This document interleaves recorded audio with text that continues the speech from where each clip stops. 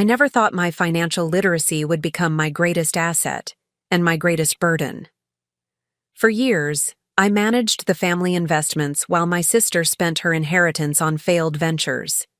Then came that Sunday dinner when my mother looked me in the eye and said, "Your sister deserves your trust fund more than you do." What happened next changed everything. Before we jump back in, tell us where you're tuning in from, and if this story touches you, make sure you're subscribed, because tomorrow I've saved something extra special for you. Responsibility has always been my defining characteristic. While other children dreamed of becoming astronauts or movie stars, I was the 8-year-old who created a savings plan for my allowance. My name is Eleanor Hayes, and by 32, I had built what most people would consider an enviable life. Senior financial analyst at a prestigious consulting firm in Chicago, a carefully curated apartment overlooking Lake Michigan, and enough financial stability to plan decades into the future. I lived by spreadsheets and 5-year plans, finding satisfaction in the predictable outcomes of disciplined choices. My father, Jonathan Hayes, had been cut from the same pragmatic cloth. "Financial independence is true freedom," he would tell me during our Sunday morning investment reviews, a ritual that began when I was 12. He was a self-made success story, the son of a mechanic who built a commercial real estate company through calculated risks and unwavering discipline. When he passed away 5 years ago, he left behind more than assets. He bequeathed a philosophy about money being a tool rather than a treasure. The complexity of his estate reflected his meticulous nature. The majority of his considerable wealth was divided into separate trust funds for his 2 daughters, myself and my younger sister, Rebecca. The structure was straightforward but specific. We would each receive quarterly distributions, with the principal becoming fully accessible at age 35. There was one notable difference between our trusts. While Rebecca's was conventional, mine came with a unique provision. As the family member with financial expertise, I was appointed co-trustee alongside Mr. Dominic Winters, my father's longtime attorney.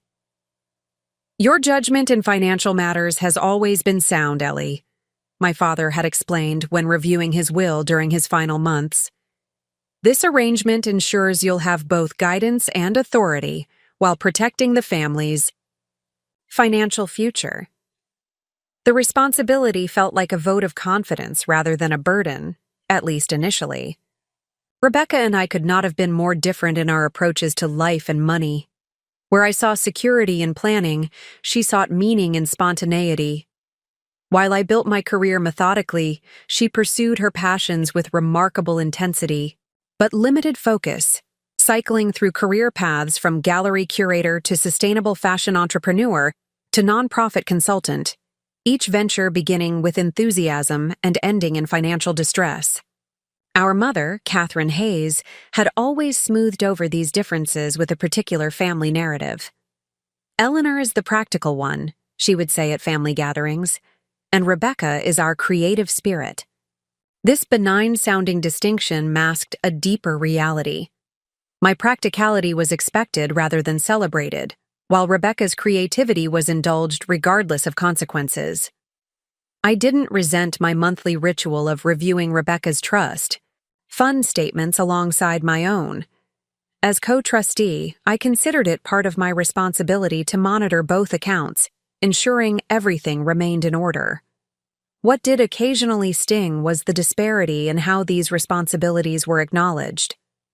Mom routinely thanked Mr. Winters for his generous attention to our family's needs, while my identical efforts were simply expected.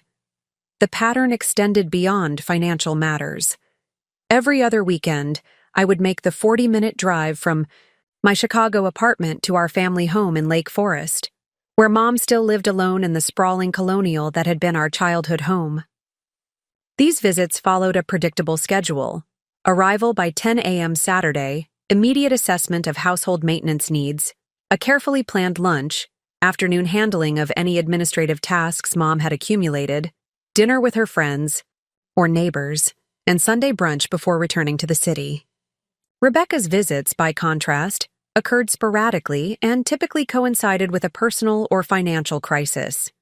She would arrive unannounced, stay for indeterminate periods, and leave my mother both emotionally drained and inexplicably rejuvenated by the whirlwind of drama. "Your sister needs me in a different way," Mom would explain when I pointed out the imbalance.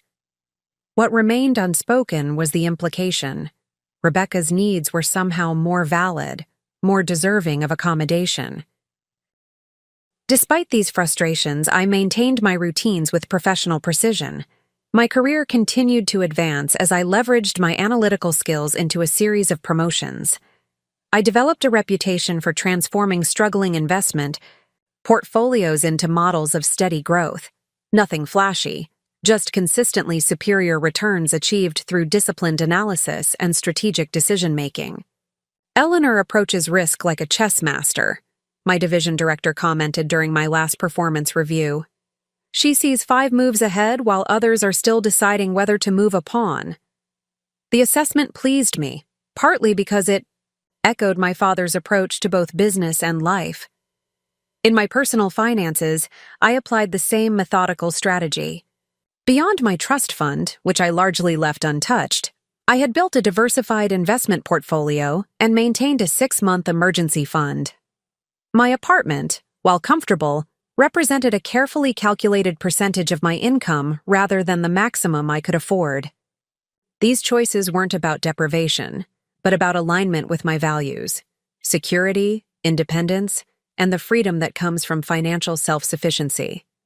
This approach extended to my personal relationships as well. My circle was small but solid. Friendships built over years with people who understood my preference for depth over breadth in connections. My boyfriend James, an architectural engineer whose analytical mind complemented my own, had recently begun suggesting we consider moving in together, a proposition I was evaluating with my characteristic thoroughness. "You're the only person I know who would create a spreadsheet to analyze the emotional benefits of cohabitation," he had teased during our last dinner together, his affection evident despite the light mockery. "Informed decisions lead to better outcomes," I'd responded with a smile, comfortable in my methodical nature. What James understood, and what my family often missed, was that my analytical approach wasn't a limitation, but a different form of engagement with life. I felt things deeply, perhaps too deeply, and my systems provided a framework for managing those feelings without becoming overwhelmed by them. The spring weekend when everything changed began like any other. I arrived at my mother's house with a collection of financial statements requiring her signature, a new air purifier she had mentioned wanting, and a mental checklist of household maintenance tasks identified during my previous visit. The ornamental cherry trees lining the driveway were in full bloom, their pale pink blossoms creating a canopy that had once seemed magical to me as a child. Mom greeted me with her usual distracted affection, a quick hug before turning back to the phone conversation I had apparently interrupted. From her animated tone and repeated mentions of creative financing options, I immediately recognized she was speaking with Rebecca. "Eleanor's just arrived," she said into the phone. "Yes, I'll tell her. Love you too, darling." She disconnected the call and turned to me with an uncharacteristically bright smile. "Your sister sends her love. She's just had the most brilliant business opportunity come her way." I nodded, having heard variations of this statement at least, annually for the past decade. "That's nice. What is it this time?" "Don't use that tone, Eleanor," Mom chided, her smile fading. "Rebecca has connected with some extraordinary artisans in Peru who create these stunning textiles. She's going to import them for high-end interior designers. It's a perfect marriage of her creative eye and social consciousness." "Sounds interesting," I said neutrally, setting down my bags. "Has she secured import licenses, established distribution channels, created cash flow projections?" Mom waved away my questions, always so focused on the obstacles instead of the possibilities. "This is why Rebecca struggles to share her ventures with you. Not everything needs to be dissected before it's given a chance to live." I bit back a more pointed response about the previous ventures that had been given a chance to live, only to expire after consuming significant capital. Instead, I redirected the conversation to the household matters requiring attention, a strategy that had served me well in navigating family dynamics. The rest of Saturday proceeded according to the usual schedule. I replaced the water filter in the refrigerator, reprogrammed the temperamental thermostat, and spent 2 hours organizing Mom's tax documents while she tended to her garden. We shared a quiet dinner, during which she mentioned that Rebecca would be joining us for Sunday brunch, a deviation from the norm that sent a small warning signal flashing in my mind. That night, lying in my childhood bedroom beneath the same constellation map that had hung on the ceiling since I was 10, I found myself reflecting on the strange duality of my position in the family. I was simultaneously indispensable and invisible, the foundation everyone stood upon while looking elsewhere. My father had recognized my capabilities, entrusting me with significant responsibilities, yet even that acknowledgement had translated into additional obligations rather than true appreciation.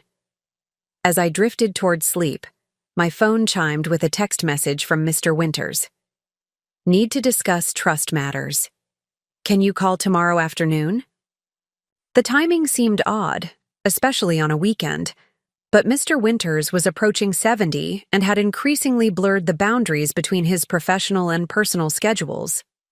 I responded with a simple confirmation, unaware that this brief exchange was the prelude to a dramatic reshaping of my carefully structured world. Morning arrived with unseasonable warmth and the distant sound of my mother's voice, once again on the phone, her tone carrying the distinctive animation that only conversations with Rebecca could elicit. I showered and dressed with my usual efficiency, selecting a casual but put-together outfit that reflected my personal aesthetic, understated quality rather than flashy labels. When I descended to the kitchen, Mom was arranging pastries on her grandmother's china, the special occasion set that typically remained behind glass cabinet doors. Rebecca's bringing someone to brunch, she announced without preamble. A potential investor for her new business. I want everything to look perfect. The information settled uncomfortably. Sunday brunch had always been our quiet time together before my drive back to the city. Now it was being transformed into a business pitch meeting with no prior discussion. You might have mentioned that earlier, I said carefully. I have a call with Mr. Winters this afternoon and was planning to leave by 1. Mom's expression shifted to one I recognized all too well, disappointment tinged with subtle accusation. Surely you can adjust your schedule this once. Your sister needs family support right now. This investor could change everything for her. Before I could respond, the doorbell chimed, announcing Rebecca's arrival. As always, her presence immediately filled the house with a different energy, vibrant, unpredictable, and subtly demanding of attention. What I couldn't possibly have anticipated was how that energy would catalyze the events that would ultimately force me to redefine not just my role in the family, but my understanding of self-worth and the true meaning of financial independence. Preparing and narrating this story took us a lot of time, so if you are enjoying it, subscribe to our channel. It means a lot to us. Now back to the story. Rebecca Hayes entered our mother's house like she was making an entrance on stage, which in many ways she was. At 30, my sister remained strikingly beautiful with our father's charismatic presence, and our mother's artistic sensibilities perfectly blended in her features.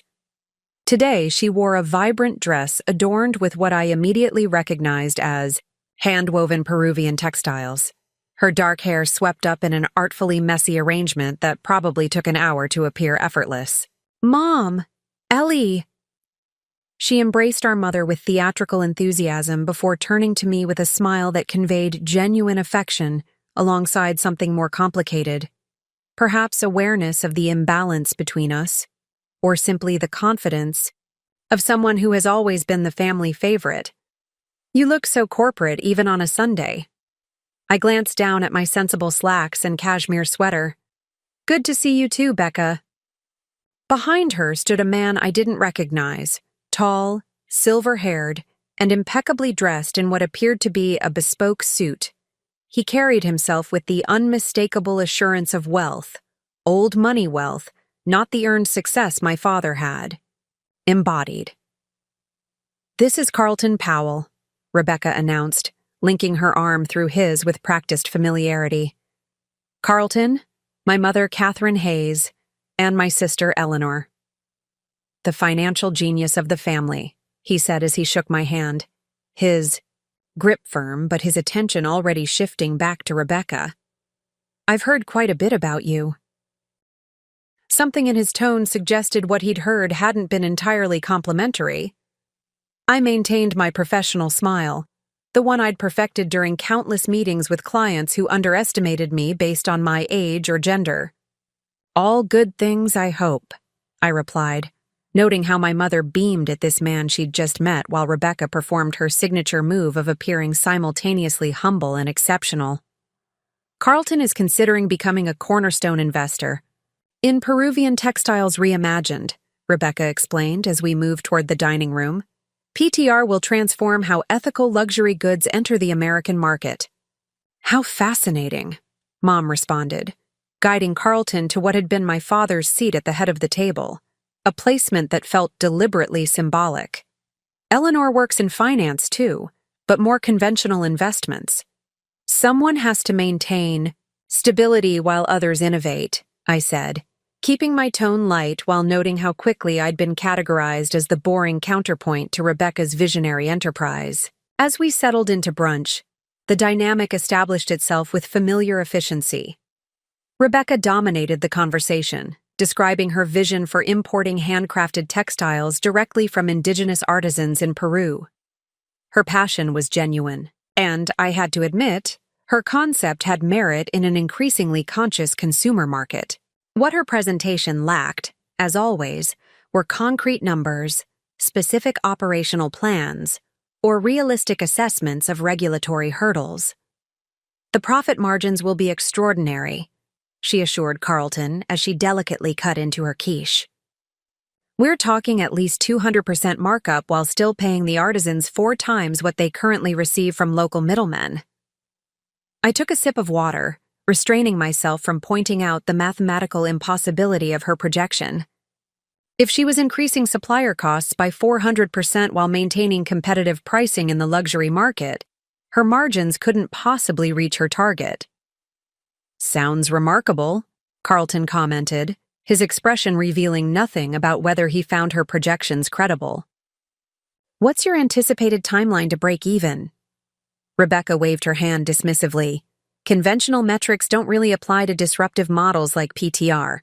We're building something transformative." She turned to me with sudden intensity. "Ellie understands this. She's been reviewing our family investments for years. Tell Carlton about how ethical investments often defy traditional ROI expectations." The abrupt spotlight felt like a trap. While I did believe in considering factors beyond immediate financial returns, Rebecca was clearly fishing for endorsement of her unrealistic projections. "Ethical investing certainly takes a broader view of value creation," I said carefully. "But sustainable businesses still need viable financial fundamentals." Rebecca's smile tightened slightly. "Always the pragmatist. This is why I handle the vision while Ellie manages the spreadsheets."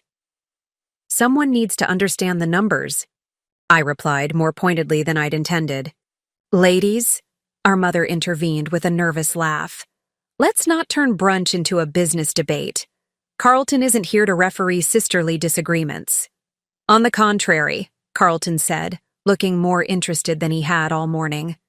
"Family dynamics around wealth can be quite revealing.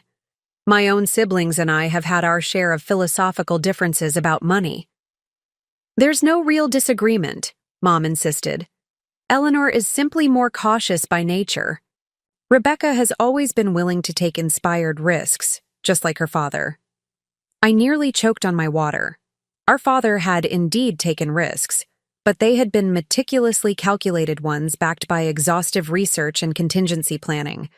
Nothing like Rebecca's impulsive ventures.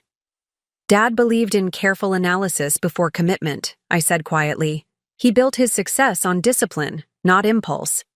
Your father also understood that opportunity doesn't wait for perfect certainty, Mom countered, her tone sharpening. He would have appreciated Rebecca's entrepreneurial spirit. The rewriting of my father's business philosophy was nothing new, but it still stung, particularly when used to bolster Rebecca's claim to his legacy, while diminishing my connection to his actual values and methods. Speaking of your father, Carlton interjected smoothly, Rebecca mentioned that he established rather substantial trust funds for both of you. That level of security must provide significant freedom to pursue your respective paths. The directness of the question about our personal finances was startling, especially from someone who had entered our lives less than an hour ago. Before I could formulate an appropriately vague response, Rebecca jumped in. Dad believed in empowering us financially, she said. Though the trusts are structured differently, Ellie has co-trustee status on hers. Dad's acknowledgement of her financial acumen. Mine is more conventional. Interesting arrangement, Carlton commented, his gaze shifting between us with new assessment. And the distributions are identical. Quarterly, same amounts, Rebecca confirmed with surprising openness about details I considered private, though the principal becomes fully accessible at 35. Which is still 5 years away for both of you, our mother added, then turned to me with an expectant look. Though as co-trustee, Eleanor has certain additional flexibilities. The implication hung in the air, its meaning unmistakable. This brunch wasn't merely about introducing Carlton as a potential investor. A coordinated agenda was unfolding, one that apparently required discussing trust details I'd always considered confidential family matters. The trustee arrangements are designed to protect the assets, I said neutrally. Mr. Winters and I take that responsibility seriously. Dominic Winters, Carlton repeated thoughtfully. From Winters and Associates? I believe we serve on the symphony board together. Remarkable legal mind. He's been the family attorney for decades, Mom confirmed.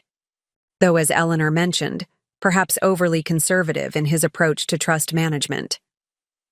Another piece clicked into place. Not only was Rebecca seeking investment from Carlton, but she'd selected him specifically because of his connection to Mr. Winters, a connection that might potentially influence trust decisions. Mr. Winters adheres to the parameters established by Dad's will, I said, abandoning pretense. As do I. Rebecca leaned forward, her expression earnest. But those parameters include provisions for extraordinary distributions when justified by worthwhile investments. Dad would have wanted his legacy to help us grow, not just provide quarterly allowances. And there it was, the real purpose behind this elaborate performance. Rebecca wasn't just seeking external investment for her latest venture. She wanted access to trust principal that would normally be locked until she turned 35. PTR requires significant initial capital, she continued, turning to address Carlton directly. Having cornerstone investors like yourself provides credibility, but family backing demonstrates true commitment to the vision. Our mother nodded approvingly. Jonathan always believed in supporting promising ventures. I'm certain he would have wanted his daughters to collaborate on something this meaningful. The carefully orchestrated pressure was all too familiar, but the stakes had never been this explicit before. They weren't just suggesting that Rebecca deserved additional trust distributions for her business. The implication was that I should facilitate this as co-trustee, potentially going against the specific provisions my father had established. Any significant distributions outside the standard schedule would require thorough documentation and approval from both trustees, I explained, maintaining a professional tone despite my growing discomfort. Business investments have specific criteria that must be met. Documentation can be arranged, Rebecca said dismissively. It's really about whether you believe in me, Ellie. And with that simple redefinition, financial responsibility became a test of familial loyalty. It was no longer about sound investment principles or fiduciary duty, but about proving my support for my sister. The maneuvering was so skillful I might have admired it had I not been its target. "I have a call scheduled with Mr. Winters this afternoon," I said, glancing at my watch. Perhaps this would be a good topic to discuss with him. "Wonderful idea," Mom exclaimed, as if I'd suggested something entirely different than professional consultation. "I've always said your administrative talents are invaluable, Eleanor." The reduction of my financial expertise to administrative talents was a familiar diminishment, but today it carried additional weight given Carlton's presence. She was positioning Rebecca as the visionary entrepreneur while casting me as the glorified clerk, a narrative that conveniently supported their objective of accessing trust funds. Carlton observed this exchange with the shrewd assessment of someone accustomed to identifying leverage in relationships. "Family support certainly strengthens investor confidence," he noted, "but ultimately, the business concept must stand on its own merits." "Which is exactly why I'd want to see a comprehensive business plan," I added, seizing the opening. "Projected cash flows, market analysis, regulatory compliance strategy, supplier contracts, all the elements that would be required for any serious investment consideration." Rebecca's expression flickered between annoyance and calculation. "I can have preliminary projections to you this week, but this opportunity won't wait indefinitely, Ellie. Sometimes you have to trust vision over spreadsheets." "I trust data," I replied simply, as did Dad. Mom set down her coffee cup with deliberate precision. "Your father also trusted people, Eleanor, particularly family. He would be disappointed by this unnecessary skepticism toward your sister's endeavors." The invocation of my father's supposed disappointment was the final maneuver in their well-practiced strategy, an emotional gambit designed to override my professional judgment with familial guilt. In previous years, it might have worked, or at least left me questioning my position. Today, however, something had shifted. Perhaps it was the transparency of their coordinated approach, or Carlton's presence highlighting the manipulation I normalized for years. As the meal concluded and we moved to the living room for coffee, I excused myself to prepare for my call with Mr. Winters. In the privacy of my father's former study, I took a moment to collect my thoughts, gazing at the familiar arrangement of business books and family photographs that still occupied his shelves 5 years after his passing. My eyes settled on a particular photo, my college graduation, with Dad standing beside me, his expression conveying unmistakable pride as I held my finance degree with honors. He had understood what I was only beginning to grasp, that my financial acumen wasn't merely a useful skill but a form of protection. He had made me co-trustee not as an administrative burden, but as a safeguard, both for the family wealth and, perhaps, for me. When my phone rang at precisely 2 p.m., I answered with a clarity I hadn't felt in months. "Mr. Winters, perfect timing. It seems we have some important matters to discuss." What I couldn't have anticipated was that this conversation would reveal information that would fundamentally alter my understanding of my father's intentions and my place within the family legacy he had so carefully constructed. "Eleanor, thank you for making time on a Sunday." Mr. Winters' voice carried the formal precision that had characterized all our interactions since my father's passing. "I apologize for the unusual timing, but certain developments require immediate attention." I settled into my father's leather chair, automatically straightening the desk blotter as I had seen him do countless times. "I appreciate your call, especially today. There have been some interesting discussions regarding the trusts this morning." "Indeed." The slight pause suggested he already knew something of what had transpired. "That's partly why I'm calling. I received an unusual email from your mother late last night, followed by a phone call from someone named Carlton Powell this morning. My suspicions confirmed, I felt a strange combination of vindication and disappointment. Carlton is currently in our living room. Apparently, he's considering investing in Rebecca's latest business venture, importing textiles from Peru. Ah. The single syllable contained volumes of understanding. And I presume this venture requires substantial capital investment, which Rebecca hopes will come partly from her trust fund, accessing principal well before the age stipulation.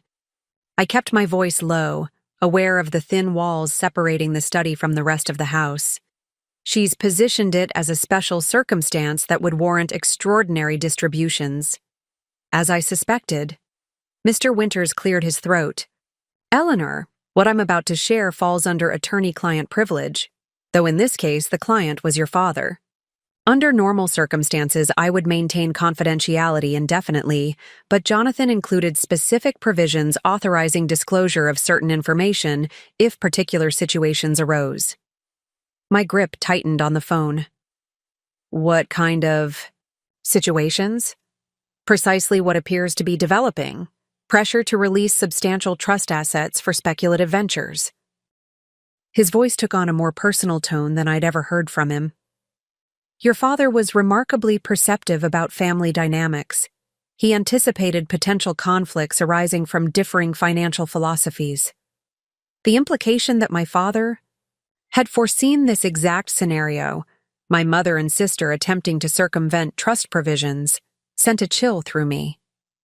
Had the past 5 years of supporting Rebecca's ventures while maintaining trust boundaries been inevitable rather than circumstantial? What exactly did he anticipate? I asked. Jonathan recognized that Rebecca's financial approach mirrored your mother's more than his own. Both tend toward optimism over pragmatism, emotion over analysis. He admired their creative thinking, but worried about their vulnerability to persuasive investment opportunities. This assessment aligned perfectly with my observations, but hearing it articulated by someone who had known my father so well gave it unexpected weight. He also recognized that you inherited his analytical approach to finance, what he called the discipline of patience. He spoke often of your ability to evaluate opportunities without emotional interference. I swallowed against a sudden tightness in my throat. These were qualities my mother frequently characterized as limitations, evidence of my rigidity, or lack of vision. To hear them described as strengths my father had valued felt like recovering a piece of myself long dismissed. This is why he structured the trusts as he did, Mr. Winters continued. Not out of unequal affection or trust, but from clear-eyed assessment of his daughter's different relationships with money. My mother sees it differently, I said quietly. She believes Rebecca deserves greater access because she's willing to take inspired risks with the capital. Mr. Winters' sigh carried the weight of familiarity with this argument. Catherine has always believed in the mythology of the bold entrepreneur, the visionary unbounded by conventional constraints. Jonathan balanced this perspective throughout their marriage, though not without considerable effort.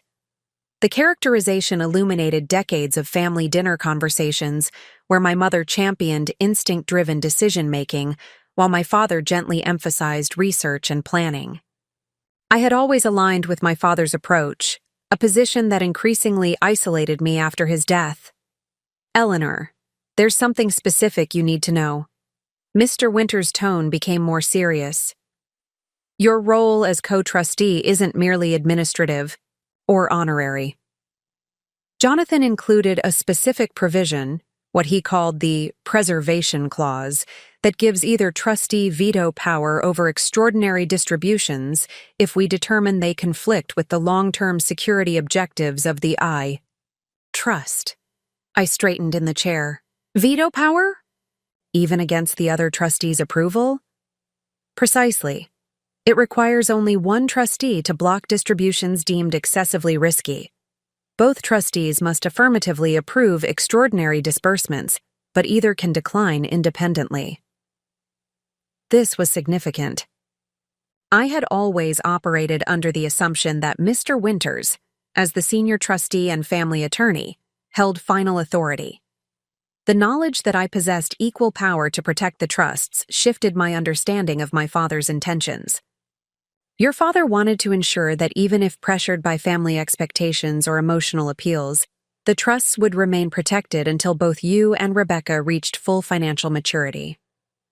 He believed 35 was the minimum age at which most people develop the perspective necessary for managing substantial wealth. The insight explained so much about my father's careful estate planning, which I had previously interpreted primarily as tax optimization rather than psychological foresight. There's more, Mr. Winters continued. The trust documents contain contingency provisions that activate under specific circumstances. One such provision addresses repeated attempts to circumvent the age restrictions through business investment claims. What sort of provision? I asked, intrigued by my father's extraordinary foresight.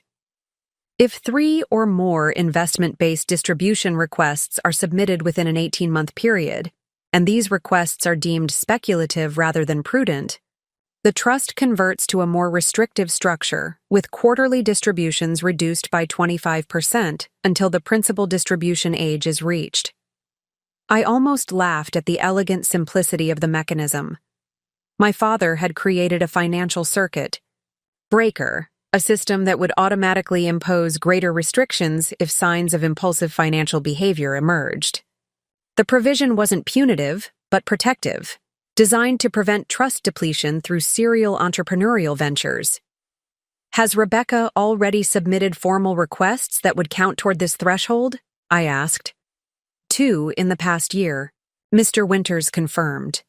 One for her sustainable fashion marketplace last spring, which was declined based on inadequate business planning. Another for a wellness retreat center in Arizona 3 months ago, withdrawn when she was asked to provide detailed financial projections. Neither venture had progressed beyond the concept stage, yet both had apparently advanced far enough to involve formal trust distribution requests. I wondered how many other ideas had been abandoned before reaching that threshold. And now, the Peruvian textile import business, I murmured, connecting the pattern, which would constitute the 3rd request within the specified time frame, Mr. Winters concluded. The implications were significant. If Rebecca formally submitted this request, and it was denied based on insufficient planning or excessive risk, the protective mechanism would trigger automatically, reducing her quarterly distributions by 25% for the next 5 years until she reached 35. Does Rebecca know about this provision? I asked. The general trust structure was explained to both of you after your father's passing, but Jonathan specifically instructed that certain protective mechanisms not be detailed unless activated. He felt that foreknowledge might lead to strategic behavior intended to circumvent their purpose. My father's psychological insight continued to impress me. He had understood that explaining every protective measure might simply provide a roadmap for avoiding them. Mr. Winters, what would you advise at this point? I asked, genuinely uncertain about the most responsible course of action. My professional instincts urged transparency, informing Rebecca and our mother about the potential consequences before any formal request was submitted. Yet my growing awareness of the pattern suggested such information might simply lead to more sophisticated manipulation rather than genuine reflection. Professionally, I must maintain neutrality as trustee, he replied carefully. However, speaking as someone who valued your father greatly and respects his intentions, I would suggest 3 considerations. First, the trusts were designed primarily for security, not venture capital.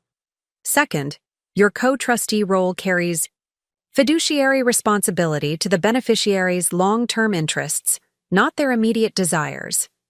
And third, sometimes true support means maintaining boundaries rather than removing them. His measured wisdom resonated with my own emerging clarity about the situation. Thank you, that's helpful perspective. There's one final matter we should discuss, Mr. Winters added, his tone shifting. Your mother's email included something concerning. She suggested that if necessary, she would consider legal action to modify the trust terms, potentially challenging your role as co-trustee. The statement hit like a physical blow. On what grounds? Her argument, though not formally presented, implies that your personal relationship with your sister creates a conflict of interest that prevents objective financial judgment. She suggested that family dynamics are interfering with appropriate trust administration. The irony was almost too perfect. My caution regarding Rebecca's ventures, caution directly aligned with my father's explicitly stated intentions, was being reframed as personal bias, warranting my removal as trustee. Is that a viable legal strategy? I asked, my analytical mind immediately assessing the threat. Highly unlikely to succeed, Mr. Winters assured me. Your father's documentation regarding his intentions was meticulous, and your financial expertise makes you objectively qualified for the role. However, the attempt itself could create significant family conflict and legal expenses, which would be paid from trust assets. The calculation was becoming clear. My mother and sister were positioning to either secure trust funds for Rebecca's business, or, failing that, to challenge my trustee role through legal means that would deplete the very assets my father had worked to protect. One more question, I said, processing this information. If such a challenge were attempted, would the trust documents be entered into court records? Most likely, yes, including all protective provisions and your father's stated rationale. For them.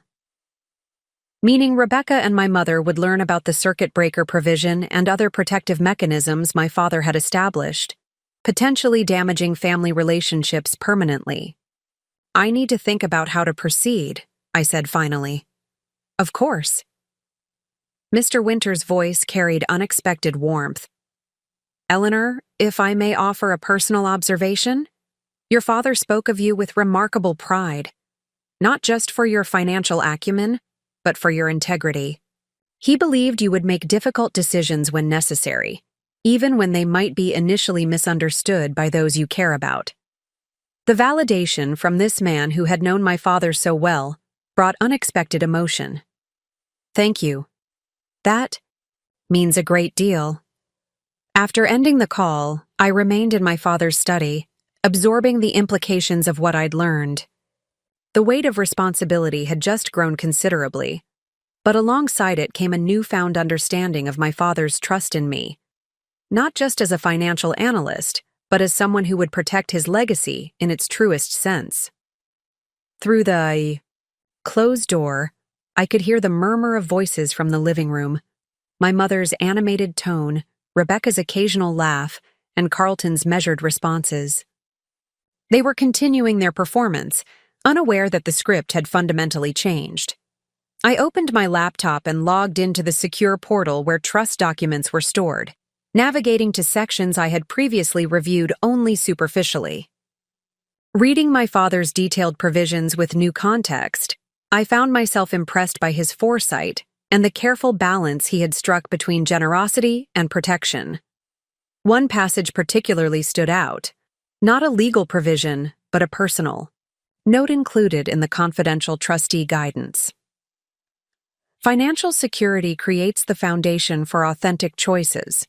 Without it, creativity becomes desperation and passion becomes vulnerability. I established these structures not to control my daughter's lives from beyond, but to ensure they can build lives truly their own, guided by aspiration rather than necessity. In these words, I recognized my father's true intention. The trusts weren't about money, ultimately, but about freedom. The freedom that comes from security, from options, from the ability to pursue passion without being driven by financial pressure. He had understood that real independence required both resources and the wisdom to manage them well. As I closed the laptop, my phone buzzed with a text from Rebecca. Wrapping up with Carlton soon. Need to talk before you leave. Important. I took a deep breath, preparing myself for the conversation ahead. The path forward wasn't yet clear, but my father's guidance, both through legal structures and personal wisdom, had given me a compass. Whatever came next, I would navigate it with a clearer understanding of both my responsibility and my purpose as guardian of not just assets, but opportunities. The burden of that responsibility felt different now, not heavier, necessarily, but more meaningful. This wasn't just about money or family dynamics. It was about honoring a legacy of thoughtful stewardship and ensuring that both Rebecca and I would ultimately have the security needed for genuine self-determination. With that perspective settling into conviction, I rose from my father's chair and prepared to face whatever came next, not just as the practical daughter or the financial one, but as Eleanor Hayes, trustee and guardian of possibilities my father had valued enough to protect with his characteristic foresight and care. When I emerged from my father's study, the atmospheric pressure in the house had shifted. Carlton had departed, leaving my mother and Rebecca in a tableau of conspiratorial closeness on the living room sofa. Their animated conversation halted, abruptly when I appeared in the doorway, replaced by expectant looks that made their agenda transparent. "There she is," Rebecca said, patting the space beside her. "Join us, Ellie. We've been having the most productive conversation about PTR's potential." I remained standing, noting how they had positioned themselves, physically and metaphorically, as a united front. "I imagine you have. How did things conclude with Carlton?" "Brilliantly," Rebecca beamed. "He's preliminarily committed to a cornerstone investment of $150,000, contingent on securing matching funds from aligned investors." Her air quotes around the phrase made clear who those investors were expected to be. "That's a significant commitment," I acknowledged, genuinely impressed if it was true. Carlton had struck me as too shrewd to make substantial commitments. After a single meeting. "He recognizes extraordinary potential when he sees it," my mother interjected, her pride in Rebecca radiating like a physical force. "He particularly mentioned the social impact aspect, how PTR will create sustainable income for Indigenous artisans while introducing their cultural heritage to high-end consumers." "The business model needs refinement," Rebecca added with unusual candor. "But the core concept is solid, which brings me to what we wanted to discuss with you." She exchanged a quick glance with our mother.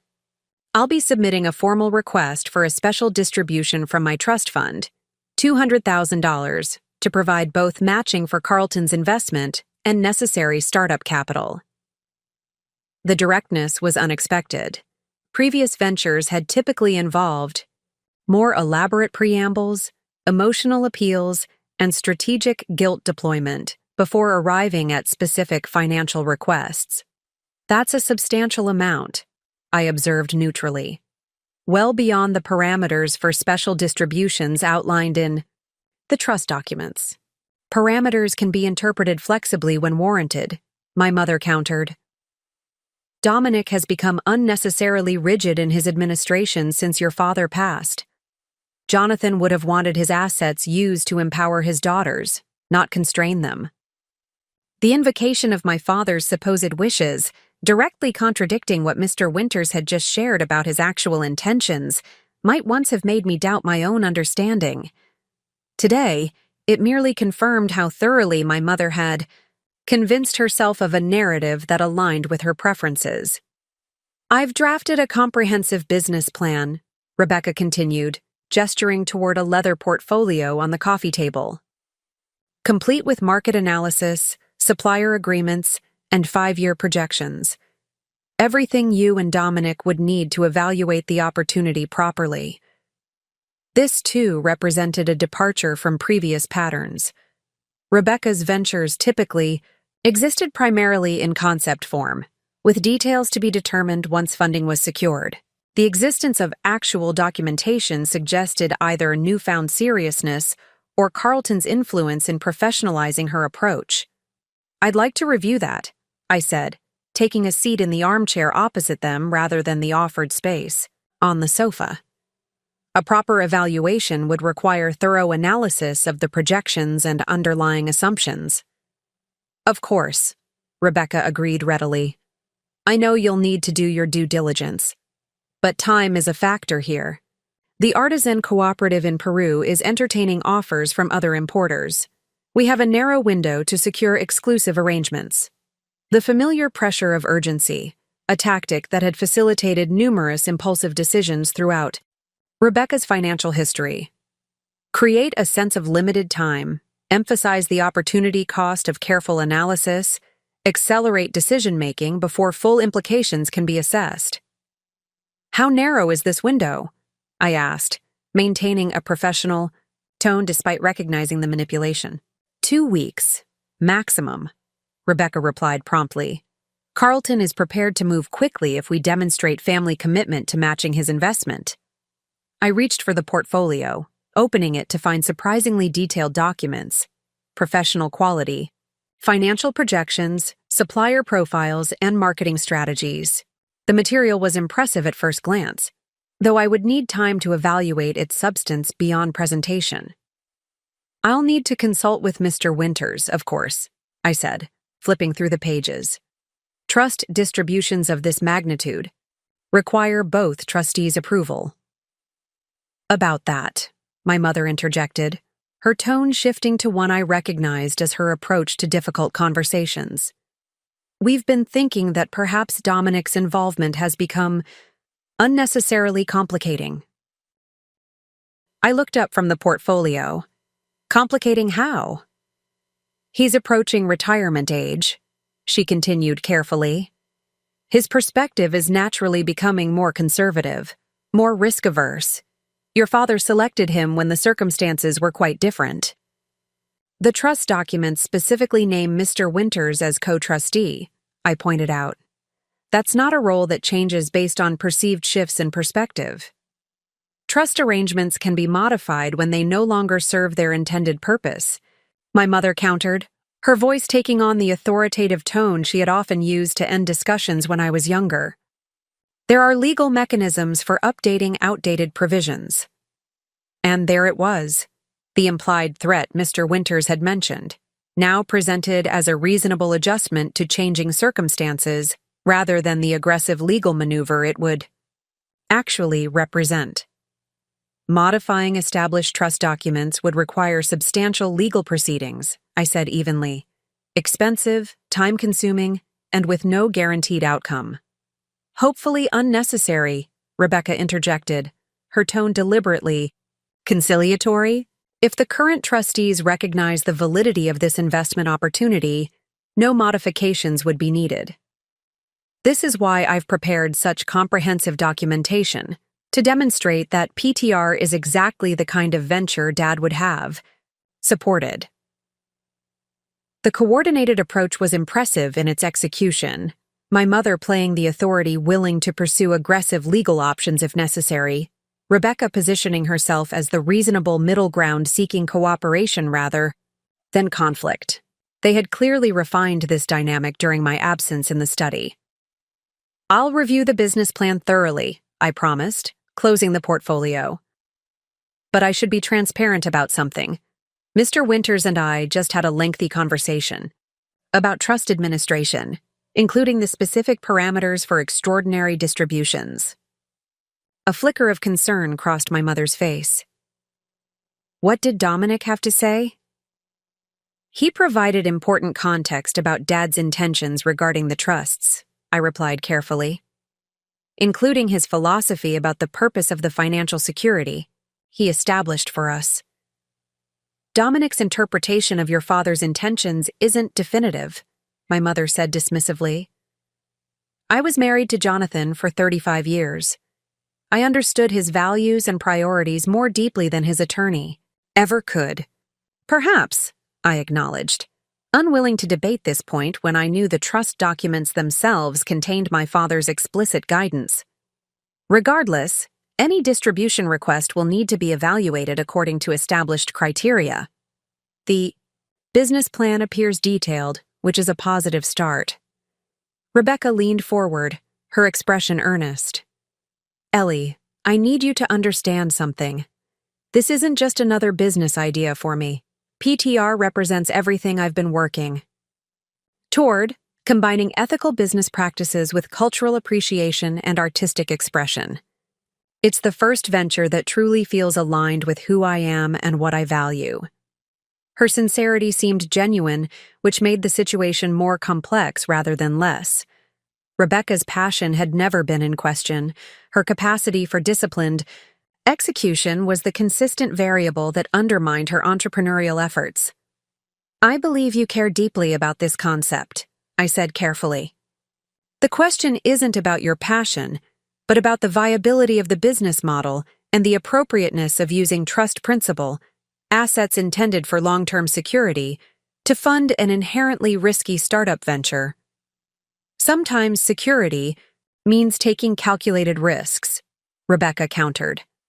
Dad took risks building his business. He wouldn't have wanted us to be so conservative that we miss valuable opportunities. Again, the selective interpretation of our father's approach, emphasizing his entrepreneurial spirit while omitting his methodical risk assessment and disciplined capital allocation. Dad built his business with retained earnings and careful growth, not large speculative investments, I reminded her. He was strategic, not impulsive. This isn't impulsive. Rebecca's composure cracked slightly, revealing the emotional investment beneath her polished presentation. I've spent months developing this concept. I've visited the artisan communities in Peru. I've researched import regulations and retail distribution channels. This isn't like the wellness retreat or the sustainable fashion marketplace. This is different. Her frustration at being measured against her previous ventures was understandable, yet those earlier failures remained relevant in assessing her current proposal. Pattern recognition was a fundamental aspect of risk evaluation, a principle our father had emphasized throughout his business career. I hope it is different, I said sincerely, and I'll review your business plan with that possibility in mind. But I need to be clear about something. My responsibility as trustee is to the long-term financial security the trusts were designed to provide. That's not dinner that evening transformed the simmering tension into something far more volatile. What had begun as subtle maneuvering escalated into a confrontation that would permanently alter our family's dynamics. Mother had insisted I stay rather than return to Chicago as planned, arguing that we needed to resolve this situation as a family. She prepared an elaborate meal. Her strategic approach to difficult conversations had always involved the disarming comforts of food and familiar ritual. Rebecca helped in the kitchen while I set the dining table, each of us performing our established roles in the family choreography despite the undercurrents threatening its familiar rhythms. The meal began pleasantly enough with discussions of neutral topics, a neighbor's landscaping project, an upcoming exhibit at the Art Institute, a human interest story from the morning news. I recognized this as the calm before the storm, Mother's typical approach of establishing normalcy before introducing conflict. I spoke with Carlton after you left, Rebecca mentioned casually as she served herself another portion of roasted vegetables. He was quite impressed with our family, particularly with Dad's business legacy. He seemed like an astute businessman, I acknowledged, though rather direct about financial matters for someone you've just introduced to the family. Mother set down her wine glass with deliberate precision. Carlton and Rebecca have been developing their professional relationship for several months. Today wasn't an introduction so much as an integration, bringing together Rebecca's personal and professional connections. The revelation that Carlton's appearance wasn't the spontaneous introduction it had been presented as confirmed my suspicion that a coordinated strategy was unfolding. The chance meeting with a potential investor who happened to know Mr. Winters, the surprisingly detailed business plan, the escalating pressure for immediate trust distributions, all elements of a carefully orchestrated campaign. I see, I said, maintaining my composure. That context would have been helpful earlier. Perhaps, Mother conceded, but you tend to be unnecessarily skeptical of Rebecca's professional connections. We wanted Carlton to make his own impression without preconceptions. The we was telling, Mother positioning herself as Rebecca's business partner rather than our parent. This blurring of roles had become increasingly pronounced over the years, with Mother shifting from parental guidance to active participation in Rebecca's ventures, co-signing loans, providing emergency funds when projects faltered, and repeatedly rebuilding the narrative when reality failed to match expectations. "I've reviewed your business plan," I said to Rebecca, deciding to redirect the conversation to substantive matters. "The concept has merit, but the financial projections seem optimistic, particularly regarding import costs and retail markup sustainability." Rebecca straightened, clearly prepared for this critique. "The projections are based on actual supplier quotes and comparable luxury goods pricing. PTR will operate on a direct-to-designer model that eliminates traditional retail markup while maintaining premium positioning. Even with that model, your projected margins exceed industry standards by nearly 40%, I pointed out. And the marketing budget seems insufficient for establishing a luxury brand presence in a crowded ethical goods marketplace. The business model innovates beyond conventional industry standards," Rebecca countered with practiced confidence. "Traditional metrics don't capture the value proposition of authentic cultural artifacts with documented provenance and artisan relationships." The response sounded rehearsed, likely developed with Carlton's coaching to address anticipated objections. It employed the classic entrepreneurial tactic of dismissing standard evaluation criteria by claiming exceptional status for the venture in question. "Innovation doesn't exempt a business from financial fundamentals," I replied. "Cash flow remains. Cash flow regardless of how unique the value proposition might be." Mother set down her fork with uncharacteristic force.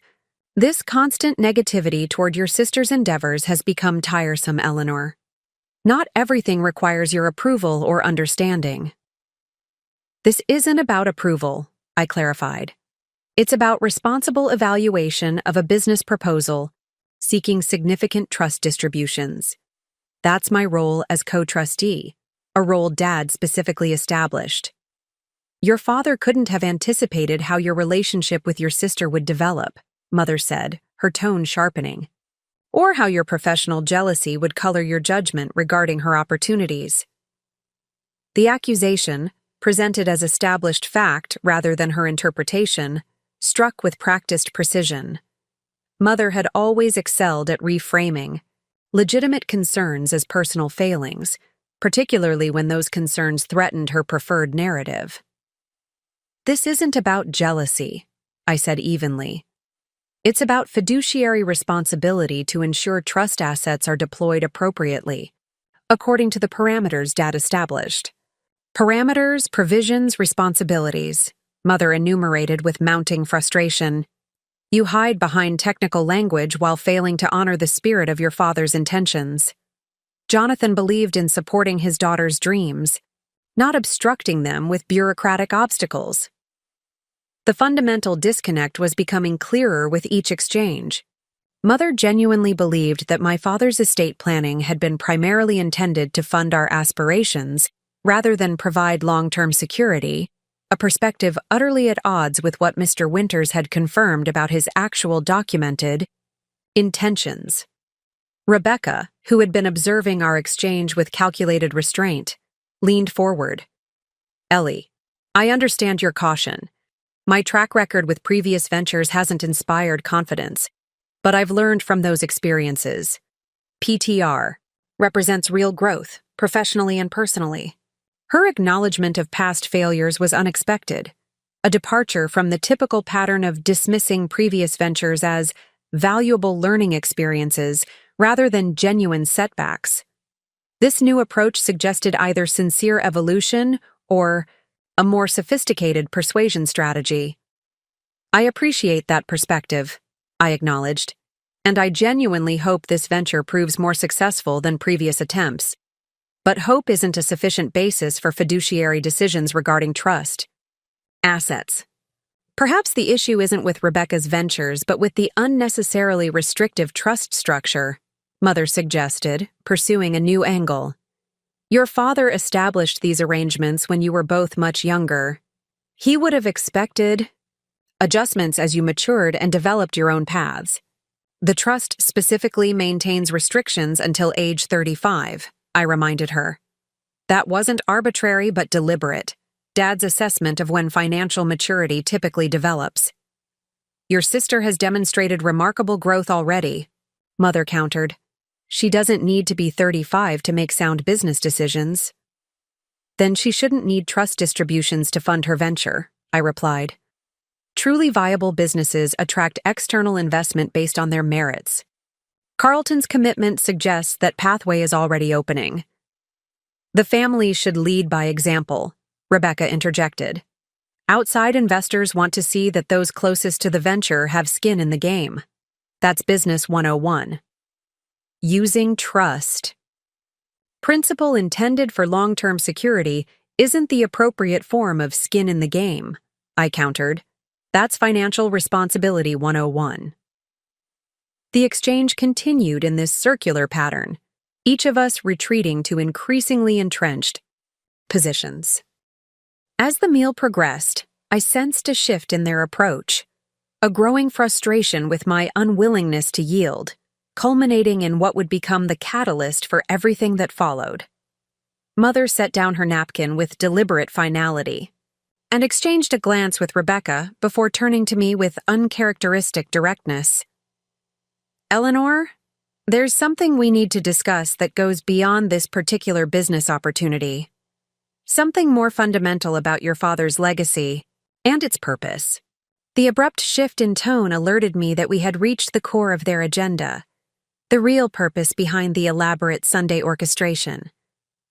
Your father established these trusts to provide for his daughter's futures, Mother continued, not as abstract financial entities, but as support for the actual lives you would build. The question we must confront is whether the current arrangement truly serves that intention. The trusts are functioning exactly as designed, I pointed out, providing quarterly distributions while protecting principal until we reach the age Dad deemed appropriate for full access. That's a technical assessment, not a human one, Mother countered. The reality before us is that these identical trusts are supporting two very different daughters with very different needs and contributions. Rebecca remained silent, her expression deliberately neutral as Mother continued what was clearly a prepared statement. You've built a successful career, Eleanor. Your financial acumen has secured you a position that provides substantial income and stability independent of your trust. You've chosen a path that prioritizes security and predictability. Admirable qualities, certainly, but not qualities that require significant capital investment. The direction of her argument was becoming clear, though I couldn't yet see its ultimate destination. Financial security isn't something you outgrow or become less entitled to because you've made responsible choices. No one is suggesting you aren't entitled to security, Mother assured me with practiced reasonableness. The question is whether the rigid equal division of your father's estate best serves his intentions when his daughter's situations have diverged so significantly. Dad divided his estate equally because he valued us equally, I stated firmly. That was his explicit intention, documented clearly in his will and trust instruments. Mother took a deep breath, exchanging another glance with Rebecca before delivering the statement that would shatter any remaining pretense of normal family dinner conversation. After considerable reflection, I've come to believe your sister deserves your trust fund more than you do. The words hung in the air with stunning clarity. Not that Rebecca deserved access to her own trust funds, or even additional distributions from the family estate, but that she deserved my trust fund, the funds my father had specifically designated for my long-term security. Excuse me? Managed, certain I had misunderstood. You've secured your future through your career choices, Mother continued, her voice gaining confidence as she articulated what had clearly been extensively considered. Rebecca needs capital investment to establish her path. Your father would have adjusted his estate planning to reflect these different requirements had he lived to see how your situations evolved. The audacity of the claim, presented not as a radical proposition but as a self-evident truth, momentarily left me speechless. Rebecca at least had the grace to look uncomfortable with the directness of Mother's statement, though she made no move to contradict it. "Let me understand this correctly," I said once I'd gathered my composure. "You believe that because I've worked hard to build financial stability through my career, I am somehow less entitled to the inheritance Dad specifically designated for me? That Rebecca deserves both her trust fund and mine because she hasn't established similar security?" "You're deliberately mischaracterizing my position," Mother said, her tone hardening. "This isn't about entitlement, but about need and potential. Your sister's ventures require capital that you simply don't need, given your chosen path." The fundamental injustice of the proposition collided with years of accumulated frustration. The consistent pattern of my contributions being minimized while Rebecca's potential was elevated, of my reliability being expected while her unpredictability was accommodated, of my boundaries being characterized as selfishness while her demands were framed as legitimate needs. "That's not how inheritance works," I said finally, my voice steadier than I felt. "Dad's estate planning wasn't a provisional arrangement to be redistributed based on your assessment of our comparative worthiness. The trusts are legal entities, with explicit terms, not family resources subject to ongoing reallocation. Legal structures can be modified when they no longer serve their intended purpose," Mother insisted, "with proper petition to the courts." "You're suggesting legal action to take my inheritance and give it to Rebecca," I interrupted, needing the absurdity of the proposition stated plainly. "Because I've been financially responsible while she hasn't." "I'm suggesting that your father's assets should be deployed where they can create the most meaningful impact," Mother countered. "Rebecca's business represents exactly the kind of opportunity Jonathan would have wanted to support. Your opposition isn't protecting his legacy, it's constraining it." Something crystallized in that moment, a recognition that this wasn't merely about a business investment or even about trust distributions. It was about a fundamental worldview in which my choices would always be valued less than Rebecca's potential, in which my boundaries would always be characterized as obstacles rather than principles, in which my very success would be wielded against me as evidence that I deserved less rather than affirmation that I had earned what I built. "I need to be very clear about something," I said, setting down my napkin and meeting Mother's gaze directly. "I will not surrender my inheritance to fund Rebecca's business ventures. Not through voluntary trust modification, not through legal challenge, not through any mechanism whatsoever. The inheritance Dad designated for me is mine, not family resources subject to reallocation based on your assessment of comparative worthiness." The directness of my refusal, without qualification or softening, visibly startled both of them. My typical pattern in family conflicts had always involved attempts at compromise, at finding middle ground, at maintaining harmony even at personal cost. This unambiguous boundary represented a departure from established dynamics that neither of them had anticipated. "This isn't like you, Eleanor," Mother said after a moment, her tone shifting to concern tinged with disappointment. "This rigid, uncooperative attitude. I'm worried about what your work environment is doing to your sense of family obligation."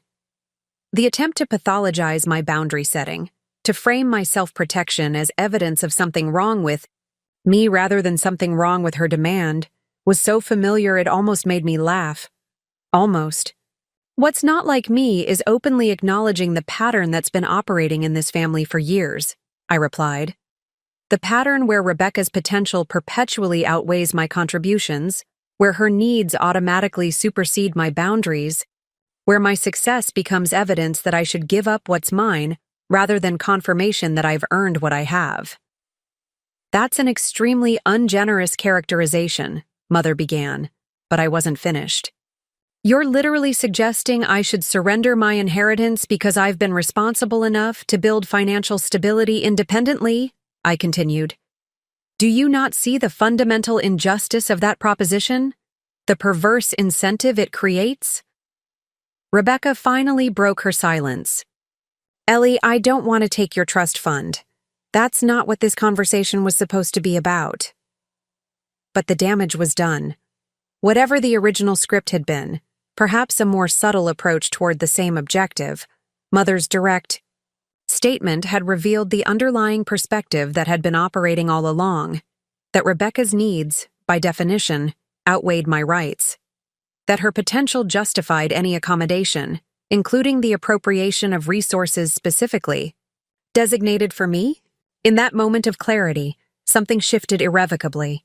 The careful compartmentalization I had maintained, separating my professional identity from my family role, my financial expertise from my emotional connections, my individual autonomy from my daughterly compliance, collapsed into a single integrated recognition. I could not maintain my integrity while continuing to participate in a system that fundamentally devalued it. I think I should leave now, I said, rising from the table with a calm that belied the seismic realignment occurring within me. I need to get back to Chicago tonight after all. Eleanor, don't be dramatic, Mother said, her tone shifting to the authoritative register that had directed so much of my childhood. We're having an important family discussion. You can't simply walk away when the conversation becomes challenging. But that was precisely what I could do. What I needed to do. Not as emotional retreat, but as necessary boundary enforcement. Not as evasion of difficult conversation, but as protection of fundamental principles. I'm not walking away from a conversation, I clarified as I gathered my belongings. I'm establishing a boundary that should never have needed articulation. My inheritance is not available for redistribution based on your assessment of comparative worthiness. That boundary is non-negotiable. Any conversation that doesn't respect it is one I won't participate in. As I moved toward the door, Mother called after me with a final attempt to reassert control through guilt. Your father would be so disappointed by this selfishness, Eleanor. This isn't how he raised you to treat family. I paused, turning back one last time. Dad raised me to understand that true support sometimes means maintaining boundaries rather than removing them. That's what Mr. Winters reminded me of today, Dad's actual intentions, documented in his own words, not reinterpreted to suit current agendas. The mention of my conversation with Mr. Winters visibly startled Mother, suggesting she hadn't anticipated that he might have shared details about my father's explicit intentions regarding the trusts. What exactly did Dominic tell you? She asked, her confident certainty suddenly less assured. Enough to understand that Dad's estate planning was even more carefully considered than I realized, I replied, and that he anticipated exactly this type of situation arising. With that parting statement, deliberately ambiguous about how much I knew regarding the specific protective provisions, I left the house where I had grown up and walked to my car with the strange, lightening sensation of someone setting down a burden carried so long it had come to feel like part of myself. As I drove away from Lake Forest toward Chicago, the familiar route suddenly felt like a path toward something new. Not just a return to my apartment, but an advancement toward a reclaimed sense of self-worth and purpose that had nothing to do with family approval or acceptance of family narratives. The catalyst had come, not in the form I might have expected, but with perfect clarity nonetheless. Your sister deserves your trust fund more than you do. And in that moment of stark illumination, I had finally recognized the fundamental distortion that had shaped so many years of family dynamics, the underlying belief that Rebecca's needs inherently outweighed my rights, that her potential justified any accommodation, including the appropriation of what was rightfully mine, that my very success could be weaponized against me as evidence that I deserved less rather than confirmation that I had earned what I built. The recognition wasn't just clarifying, it was liberating. For the first time in years, perhaps ever, I was driving toward Chicago, not with the weight of family expectations and unresolved tensions, but with the emerging lightness of someone who has finally named the unnameable, challenged the unchallengeable, and found firm ground on which to stand. Whatever came next would unfold on fundamentally different terms, terms that honored not just my father's tangible legacy, but the more important inheritance he had tried to give me, the understanding that true worth isn't measured by others' assessment of your value, but by your own commitment to the principles that define who you are.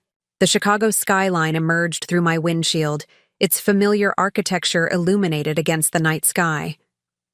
Under normal circumstances, this view signaled the conclusion of my obligatory family weekend, a return to the ordered world I had, constructed for myself separate from Lake Forest dynamics.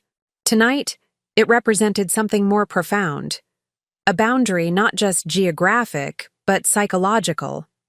During the drive, my phone had buzzed repeatedly with messages from both Mother and Rebecca.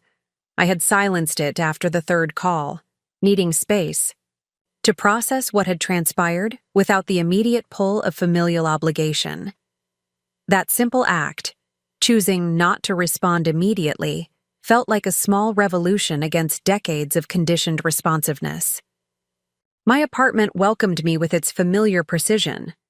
Everything in its proper place, everything serving a specific function, a physical manifestation of the clarity I valued.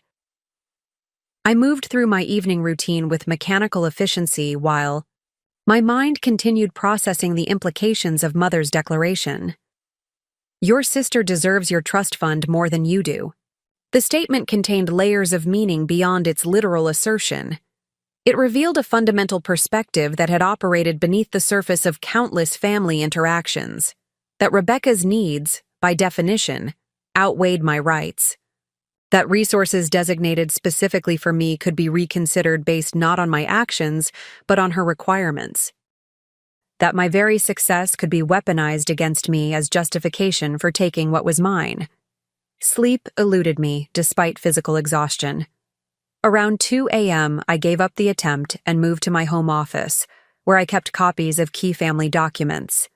Opening my father's will and trust instruments, I began reviewing the provisions with fresh eyes, not as the daughter seeking familial harmony, but as the financial analyst evaluating structural integrity. The documents confirmed everything Mr. Winters had shared. My father had indeed created remarkable foresight mechanisms, provisions designed to protect both Rebecca and me from precisely the type of pressure I was now experiencing. His notes to the trustees, included in confidential addenda, revealed a deep understanding of family dynamics and potential vulnerabilities. One passage particularly resonated. Financial security is not merely about assets, but about agency, the freedom to make choices based on authentic values rather than immediate pressures. My daughters must be protected not only from external threats to their security, but from well-intentioned interference that might undermine their capacity for true self-determination. My father had understood what I was only beginning to fully grasp, that sometimes the greatest threat to genuine independence comes from those who believe they know better than you, what you need, what you deserve, and how your resources should be allocated. As dawn broke over Lake Michigan, illuminating my apartment with early morning light, I reached a decision that felt both unprecedented and inevitable. I could not continue participating in family dynamics that fundamentally devalued my autonomy, while claiming to support my best interests. The pattern had to break, not through emotional withdrawal, but through clear, consequence-backed boundaries. At precisely 8 a.m., I called Mr. Winters, who answered with the alertness of someone who had been expecting communication. "Eleanor," he greeted me, "I anticipated hearing from you this morning. I received several messages from your mother last night, though I haven't yet responded." Of course, Mother had attempted to engage Mr. Winters directly after my departure, likely to assess what he had shared with me, and to begin reshaping the narrative before I could act on the information. "I've made some decisions," I said without preamble, "about the trusts and my role moving forward." I see, he replied carefully. Would you like to discuss those decisions before they're finalized?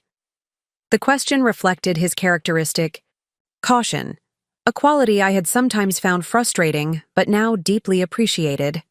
Unlike nearly everyone else in my life, Mr. Winters consistently provided perspective without pressure, information without agenda.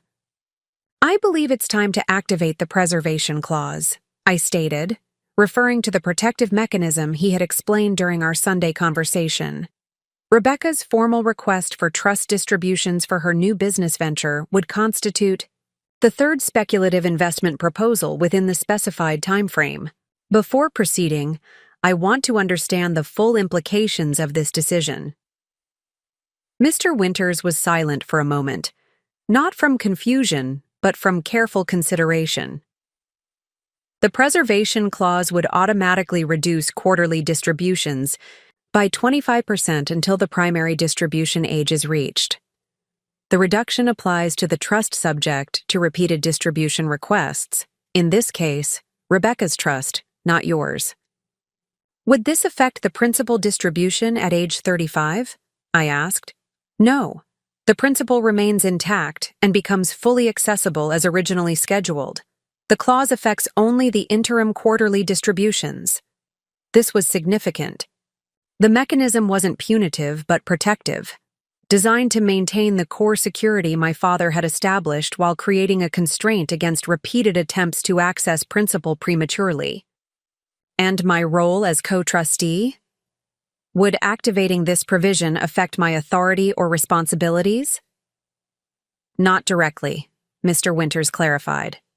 However, I should note that invoking protective provisions often leads to increased friction between trustees and beneficiaries. Your relationship with Rebecca and your mother would likely experience additional strain. The assessment was accurate, but ultimately irrelevant to my decision. Last night's dinner had already fractured whatever pretense of normal family relations we had maintained. Adding formal financial consequences wouldn't create the rift. It would merely acknowledge what already existed. I understand, I said. I'm prepared for that eventuality. What's the process for formally evaluating Rebecca's business proposal and potentially activating the preservation clause?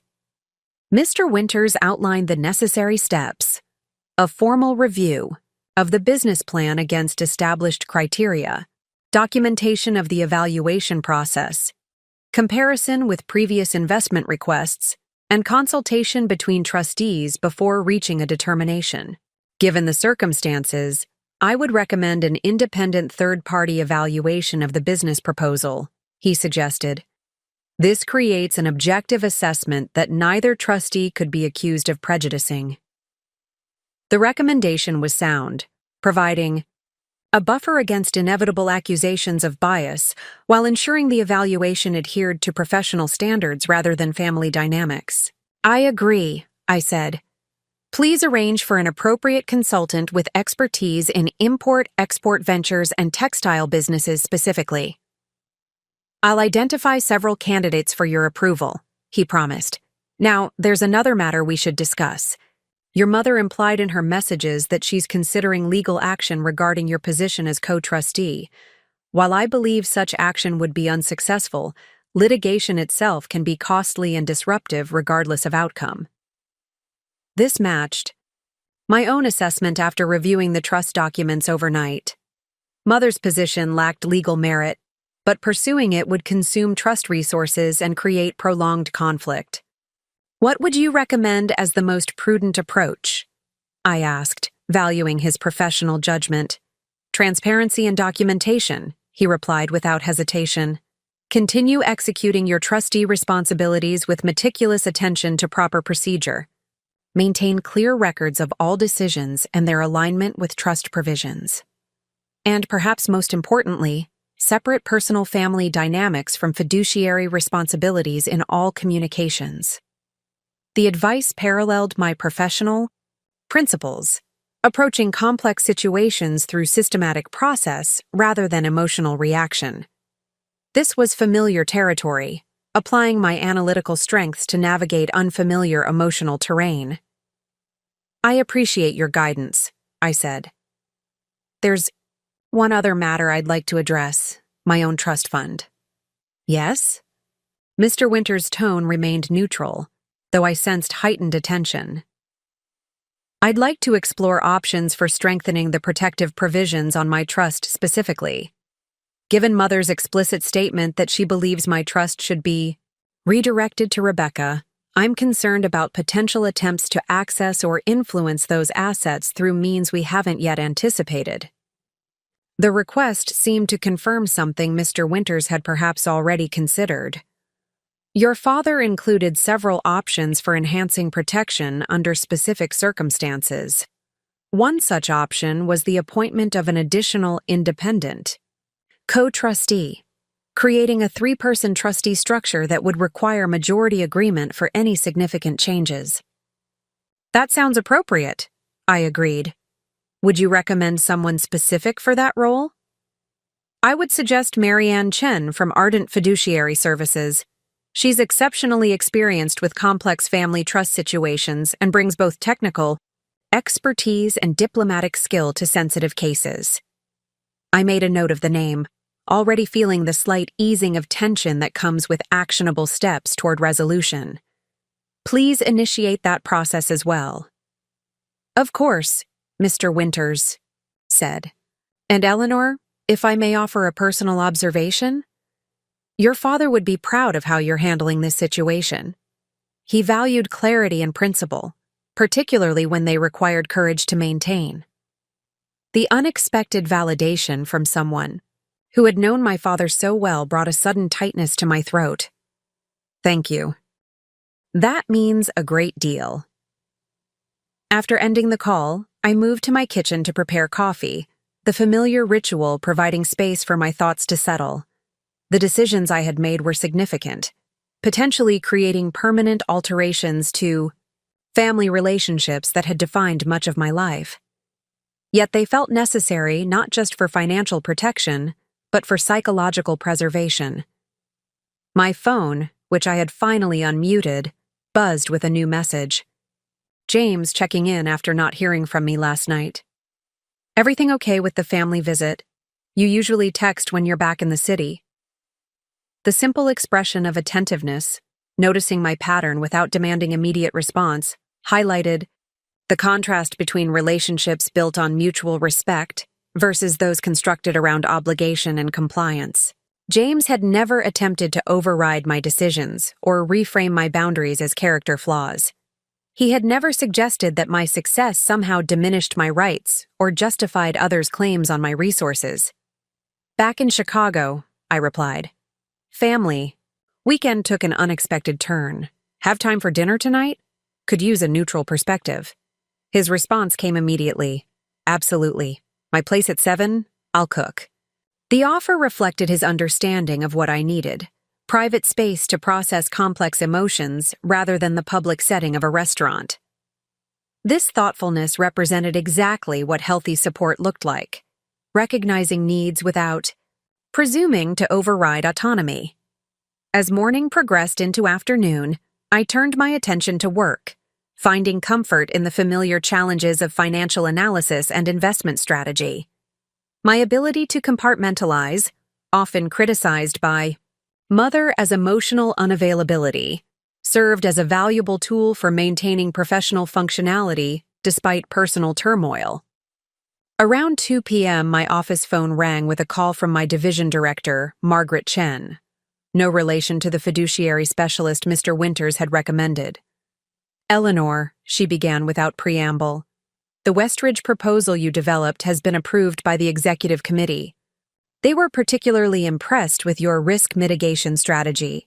The client wants to move forward immediately and has specifically requested you as lead analyst for implementation. The news should have been exciting, professional recognition, and a significant advancement opportunity. Instead, it arrived as a muted positive against the backdrop of personal upheaval. That's excellent news, I responded, my professional voice automatically engaging. When would they like to begin the implementation phase? That's actually why I'm calling, Margaret said. The timeline is ambitious. They want to launch within 30 days. This would require your focused attention, possibly including some weekends over the next month. Before committing your availability, I wanted to ensure you don't have any significant conflicts. The timing was striking in its synchronicity, a professional opportunity that would justify reduced availability for family obligations exactly when I needed legitimate space from those dynamics. My schedule can accommodate that timeline, I confirmed. I'll need to adjust some personal commitments, but nothing that can't be rearranged. Excellent. We'll schedule the kickoff meeting for Wednesday morning. And Eleanor, this is a significant vote of confidence from both the committee and the client. Your consistent performance has earned this recognition. After the call, I sat with the parallel realities of my professional and personal experiences. In my career, consistent performance created increasing opportunity and recognition. My reliability was valued rather than expected, my expertise acknowledged rather than minimized. The contrast with my family dynamics couldn't have been starker. The same qualities that advanced my professional standing were precisely those used to justify diminishing my personal autonomy and rights. By late afternoon, I had received multiple additional messages from both Mother and Rebecca, escalating in tone from confusion to concern, to indignation at my continued silence. I crafted a single, concise response to both. I need space to process yesterday's conversation. I'll be in touch when I'm ready to discuss next steps regarding Rebecca's business proposal and the trust evaluation process. The deliberate shift from emotional family dynamics to formal financial procedure wasn't accidental. It established the terms on which I was willing to re-engage, not as the dutiful daughter seeking approval, but as the co-trustee executing fiduciary responsibilities with appropriate professional boundaries. That evening, as I prepared to meet James for dinner, I examined my reflection in the bathroom mirror with unusual attention. The face looking back at me was familiar, yet somehow changed, not in physical features, but in expression. Something had shifted in my eyes, a clarity that hadn't been there before, a certainty about boundaries that would no longer flex under familiar pressures. Mother's declaration, "Your sister deserves your trust fund more than you do," had provided the catalyst for this transformation. But the resolution now forming wasn't merely reactive. It was foundational, a decision to align my actions with my values, to honor my father's actual intentions, rather than their convenient reinterpretation, and most importantly, to trust my own judgment, even when those closest to me questioned its validity. As I left my apartment, phone deliberately left behind to ensure uninterrupted conversation with James, I carried with me not just the weight of difficult decisions made, but also the emerging lightness of authentic alignment between my internal principles and external actions. Whatever came next, whether legal challenges, family estrangement, or eventual reconciliation on new terms, would unfold from this foundation of clarity rather than the quicksand of shifting expectations and conditional acceptance that had characterized so much of my family experience. The resolution wasn't about rejecting family connection, but about establishing the only terms on which genuine connection could exist: mutual respect, clear boundaries, and the acknowledgement that support means honoring autonomy rather than overriding it. My father had understood this principle well enough to build it into the very structure of his estate planning. Now I would honor that understanding by maintaining its integrity, not just as financial stewardship, but as philosophical alignment with the legacy he had truly intended. The weekend following Rebecca's office confrontation passed with unusual quietness. No calls from Mother, no texts demanding explanation or expressing disappointment, no emotional appeals from Rebecca. The silence itself constituted a form of communication, strategic withdrawal rather than genuine respect for boundaries, but it provided welcome space for focus on the West Ridge project launch preparations. Monday morning arrived with crisp autumn clarity, Chicago's skyline sharp against a cloudless sky as I prepared for the scheduled conference call with Mr. Winters. Before our appointment, I reviewed the consultant's report one final time, ensuring I could speak to specific concerns rather than general impressions if the conversation required detailed analysis. Mr. Winters connected precisely at the scheduled time, his tone carrying the measured professionalism that had guided our interactions since my father's passing. "Good morning, Eleanor. Before we begin our formal discussion of the consultant's findings, I should inform you of developments that may impact our deliberations." The careful phrasing immediately signaled sensitive information. "What developments?" "I received a rather concerning email from your mother late Friday evening, followed by a phone call from Rebecca yesterday afternoon. Both communications contained similar substance, allegations that your personal relationship with your sister has compromised your objectivity as trustee, specifically regarding evaluation of her business proposal." Though not entirely unexpected, the formal escalation of Mother's threatened legal challenge still struck with surprising force. "I see. What specifically are they alleging?"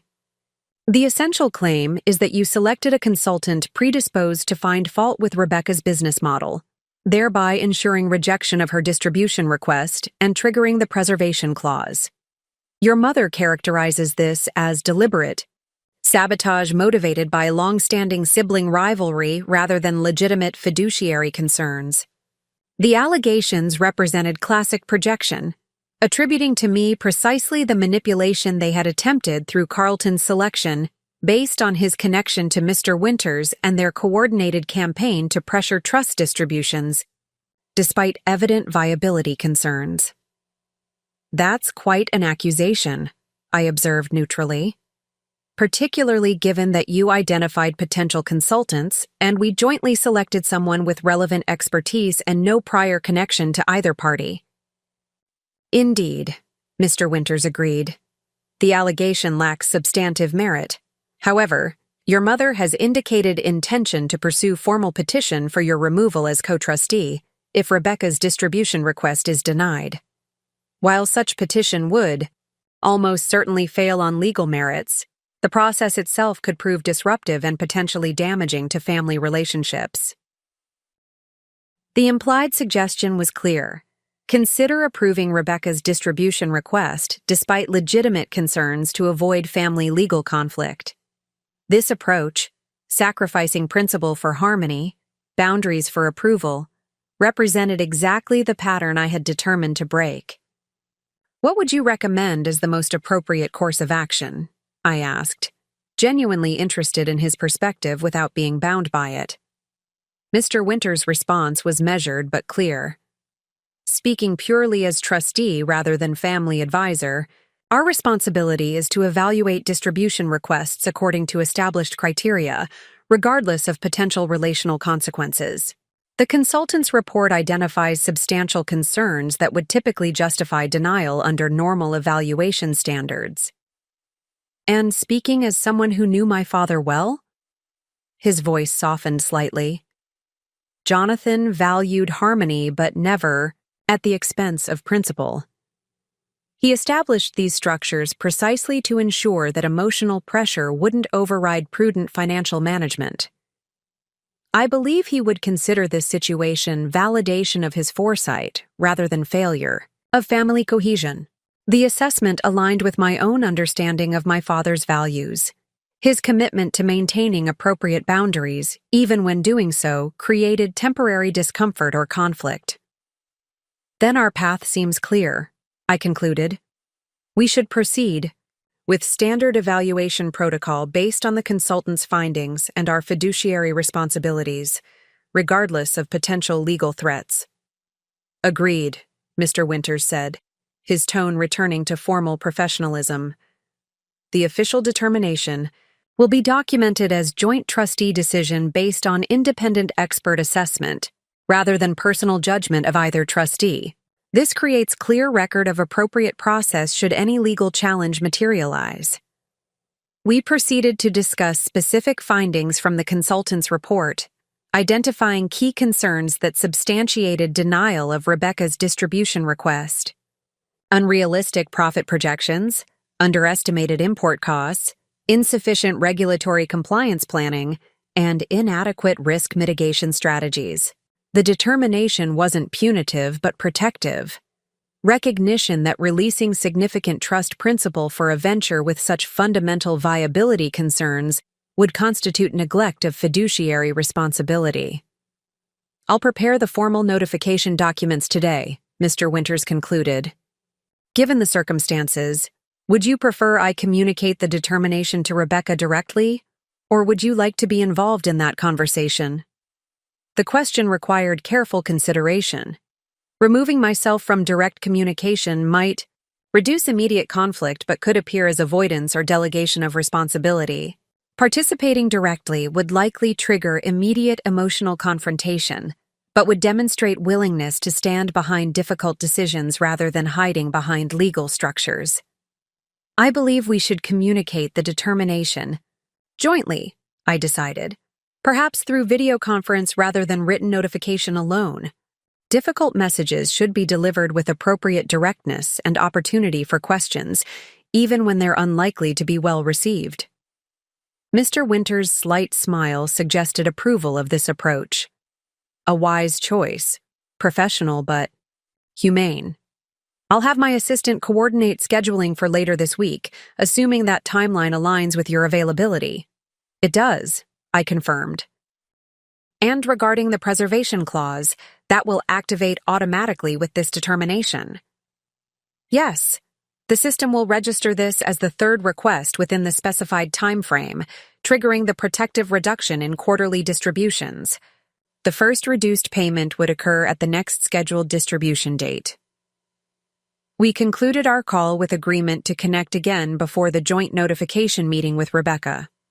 As I turned my attention to the Westridge project materials awaiting review, my phone buzzed with an incoming call from Mother, timing too precise to be coincidental. Normally, I would have answered immediately, conditioned to prioritize family. Communications regardless of professional obligations. Today, different boundaries applied. I silenced the call and continued with my scheduled work, sending a brief text once I reached a natural breakpoint. "In meetings until 2 p.m., available to talk after 3 p.m. if still needed." This small assertion of professional boundaries, determining when family communications would be addressed rather than allowing them to override scheduled responsibilities, represented significant shift in established patterns. Not rudeness, but appropriate demarcation between personal and professional obligations. Mother's response came immediately. "This is urgent. Family crisis takes precedence over work meetings." The framing was familiar. Family crisis, automatically, outranking any other commitment, the implicit expectation that I would drop everything to address whatever issue Mother deemed urgent. This pattern had operated so long I had ceased to question its validity until recent events forced reevaluation. I responded with simple clarity. "I understand this feels urgent. I'm available after 3 p.m. for full conversation with appropriate attention. If truly emergency situation, please text specific details so I can assess whether immediate interruption of client work is warranted." Setting this boundary, distinguishing between genuine emergency and emotional urgency, felt both necessary and uncomfortable, challenging decades of conditioned responsiveness to family demands regardless of their actual time sensitivity. No.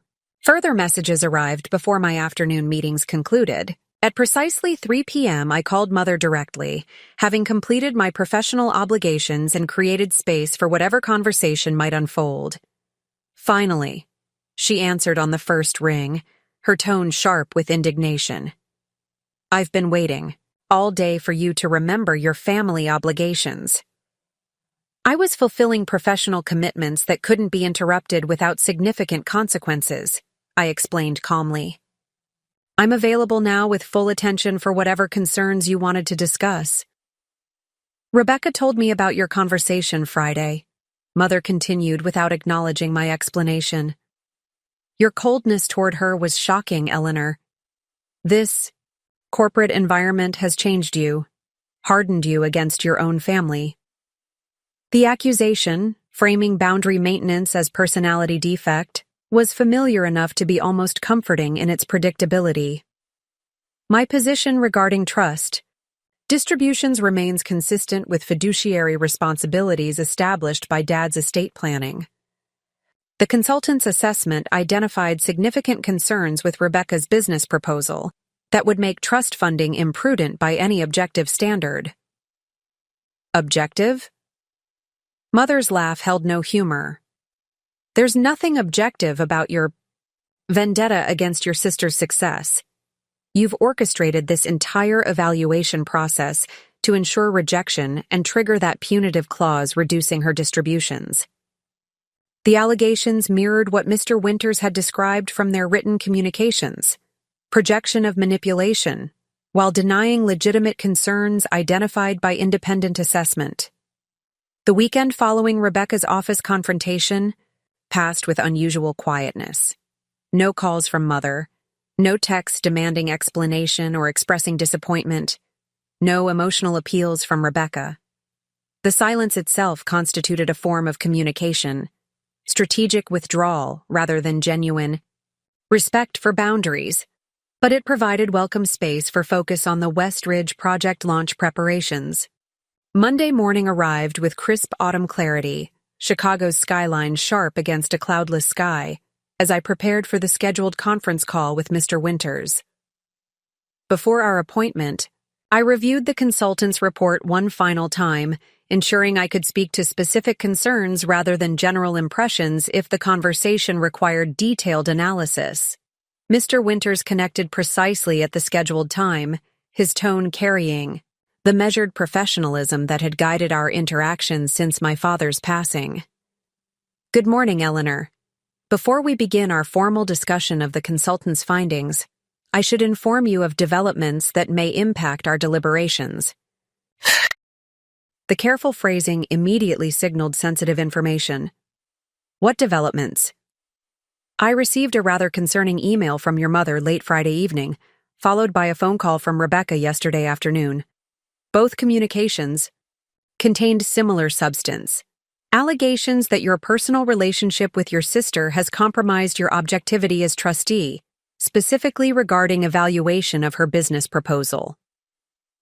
Though not entirely unexpected, the formal escalation of Mother's threatened legal challenge still struck with surprising force. I see. What specifically are they alleging?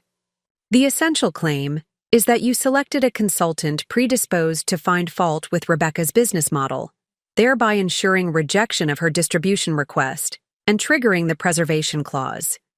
Your mother characterizes this as deliberate sabotage motivated by long-standing sibling rivalry rather than legitimate fiduciary concerns. The allegations represented classic projection, attributing to me precisely the manipulation they had attempted through Carlton's selection based on his connection to Mr. Winters and their coordinated campaign to pressure trust distributions, despite evident viability concerns. That's quite an accusation, I observed neutrally, particularly given that you identified potential consultants and we jointly selected someone with relevant expertise and no prior connection to either party. Indeed, Mr. Winters agreed. The allegation lacks substantive merit. However, your mother has indicated intention to pursue formal petition for your removal as co-trustee if Rebecca's distribution request is denied. While such petition would almost certainly fail on legal merits, the process itself could prove disruptive and potentially damaging to family relationships. The implied suggestion was clear. Consider approving Rebecca's distribution request despite legitimate concerns to avoid family legal conflict. This approach, sacrificing principle for harmony, boundaries for approval, represented exactly the pattern I had determined to break. What would you recommend as the most appropriate course of action? I asked, genuinely interested in his perspective without being bound by it. Mr. Winters' response was measured but clear.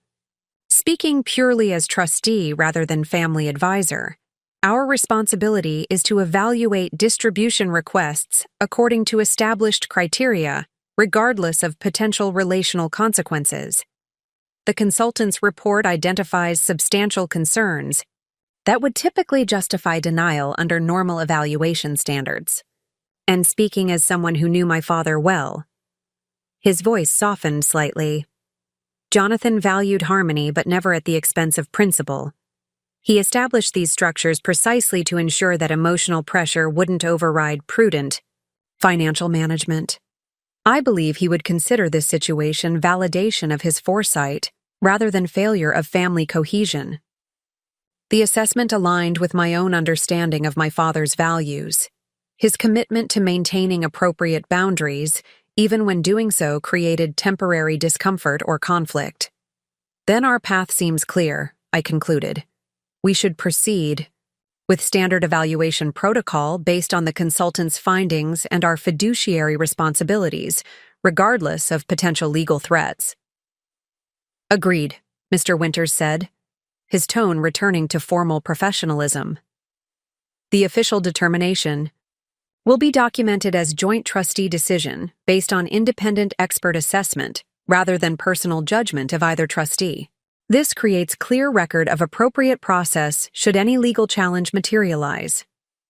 We proceeded to discuss specific findings from the consultant's report, identifying key concerns that substantiated denial of Rebecca's distribution request: unrealistic profit projections, underestimated import costs, insufficient regulatory compliance planning, and inadequate risk mitigation strategies.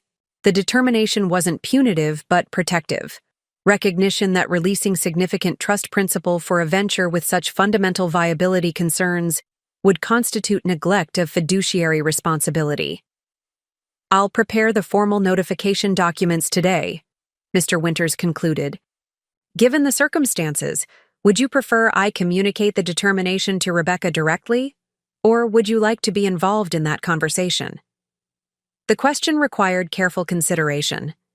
Removing myself from direct communication might reduce immediate conflict but could appear as avoidance or delegation of responsibility.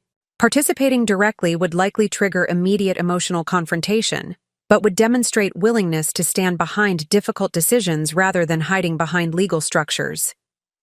I believe we should communicate the determination jointly, I decided, perhaps through video conference rather than written notification alone. Difficult messages should be delivered with appropriate directness and opportunity for questions, even when they're unlikely to be well received. Mr. Winters' slight smile suggested approval of this approach. A wise choice. Professional but humane. I'll have my assistant coordinate scheduling for later this week, assuming that timeline aligns with your availability. It does, I confirmed.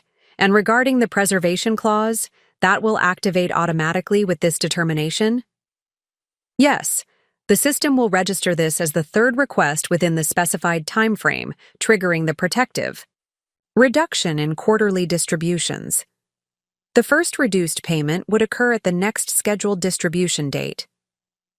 We concluded our call with agreement to connect again before the joint notification meeting with Rebecca. As I turned my attention to the Westridge project materials awaiting review, my phone buzzed with an incoming call from Mother, timing too precise to be coincidental. Normally, I would have answered immediately, conditioned to prioritize family communications regardless of professional obligations. Today, different boundaries applied. I silenced the call and continued with my scheduled work, sending a brief text once I reached a natural breakpoint. In meetings until 2 p.m. available. To talk after 3 p.m. if still needed. This small assertion of professional boundaries, determining when family communications would be addressed rather than allowing them to override scheduled responsibilities, represented significant shift in established patterns. Not rudeness, but appropriate demarcation between personal and professional obligations. Mother's response came immediately. This is urgent. Family crisis takes precedence over work meetings. The framing was familiar. Family crisis, automatically outranking any other commitment. the implicit expectation that I would drop everything to address whatever issue Mother deemed urgent.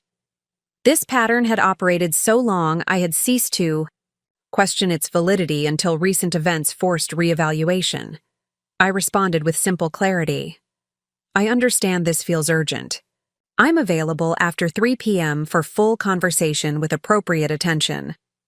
If truly emergency situation, please text specific details so I can assess whether immediate interruption of client work is warranted. Setting this boundary, distinguishing between genuine emergency and emotional urgency, felt both necessary and uncomfortable, challenging decades of conditioned responsiveness to family demands regardless of their actual time sensitivity. No further messages arrived before my afternoon. Meetings concluded. At precisely 3 p.m., I called Mother directly, having completed my professional obligations and created space for whatever conversation might unfold. Finally, she answered on the first ring, her tone sharp with indignation. I've been waiting all day for you to remember your family obligations. I was fulfilling professional commitments that couldn't be interrupted without significant consequences, I explained calmly. I'm available now with full attention for whatever concerns you wanted to discuss. Rebecca told me about your conversation Friday, Mother continued without acknowledging my explanation. Your coldness toward her was shocking, Eleanor. This corporate environment has changed you, hardened you against your own family. The accusation, framing boundary maintenance as personality defect, was familiar enough to be almost comforting in its predictability.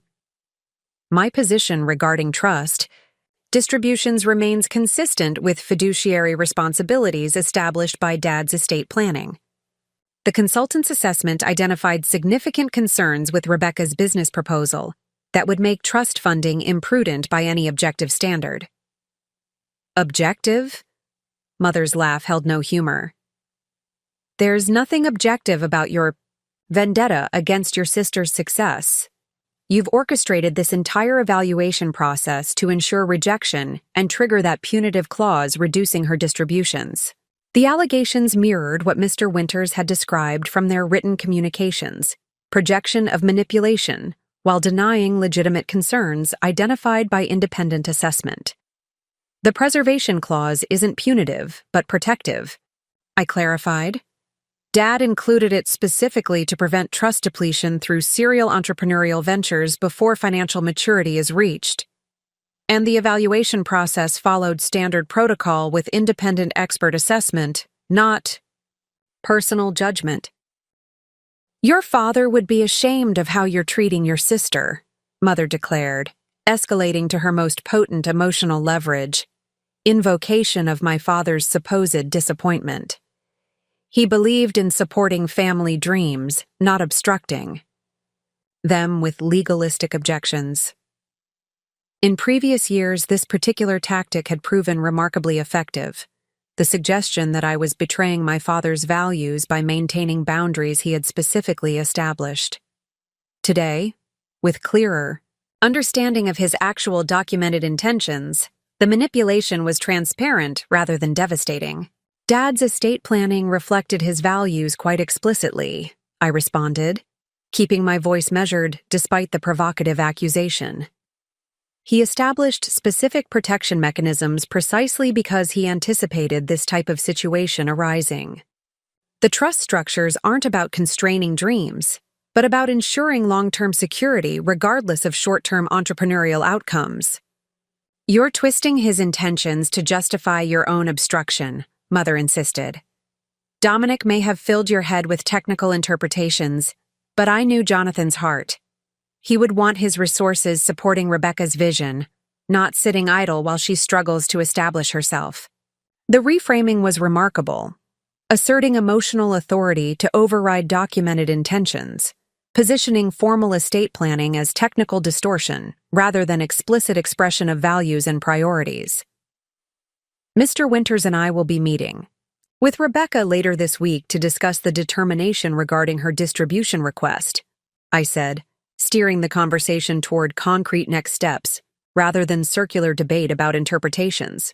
The consultant's report identifies specific concerns that would need addressing before any significant investment would be prudent, information that could actually strengthen her business concept if approached constructively. "So, that's your final position?" Mother demanded. "Denying your sister access to funds that could change her life based on some consultant's nitpicking about projections and procedures?"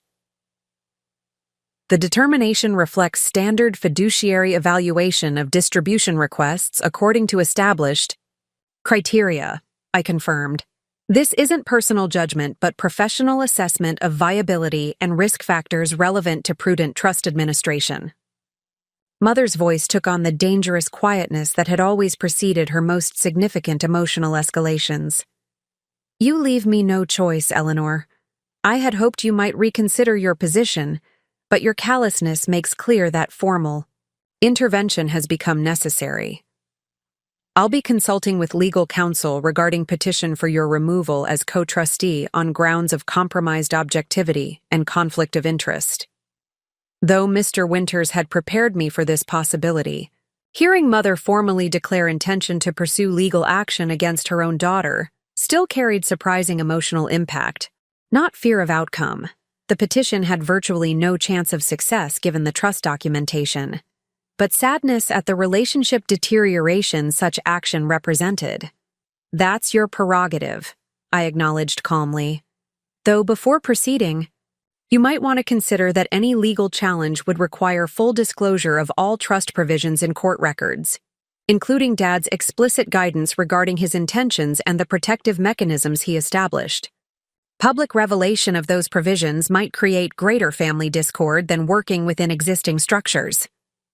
"Are you threatening me?" Mother's voice sharpened with indignation. "Not at all," I clarified.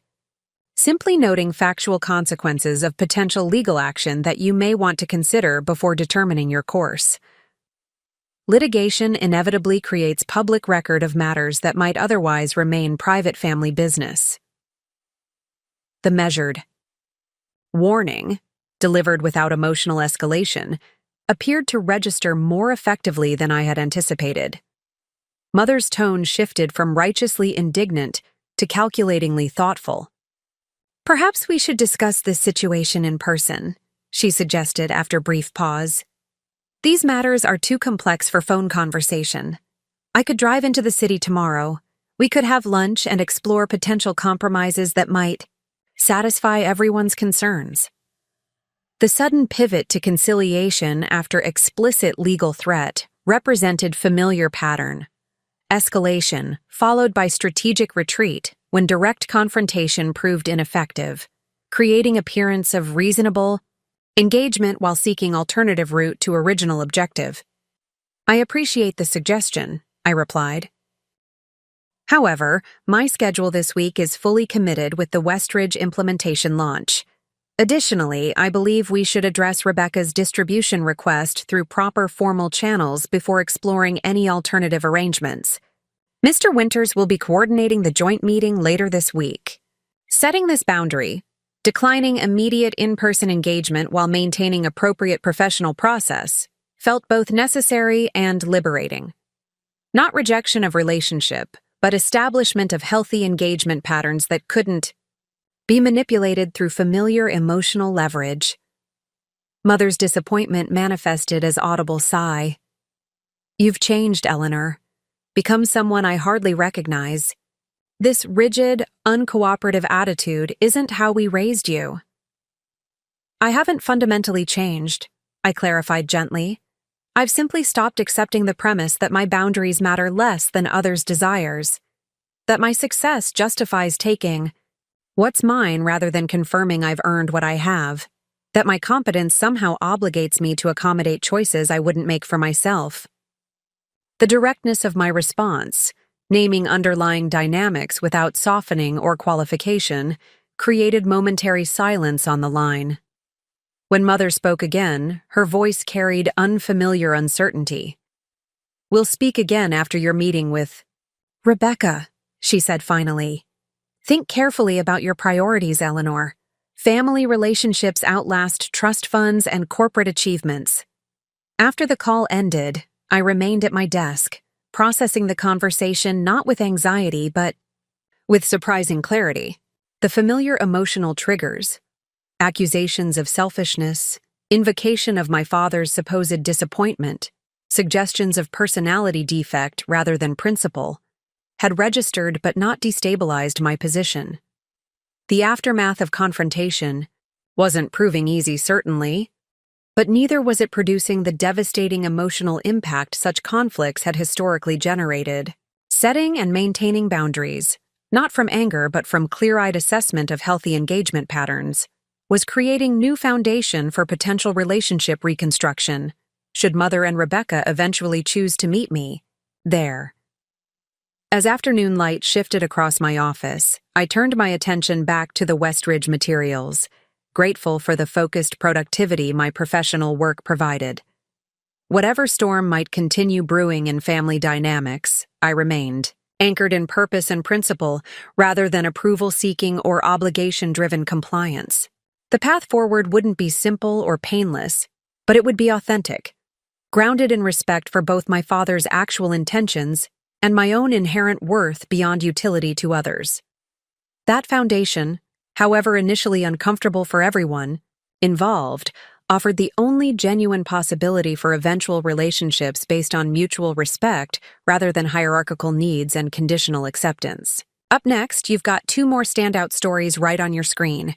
If this one hit the mark, you won't want to pass these up. Just click and check them out, and don't forget to subscribe and turn on the notification bell so you don't miss any upload from us.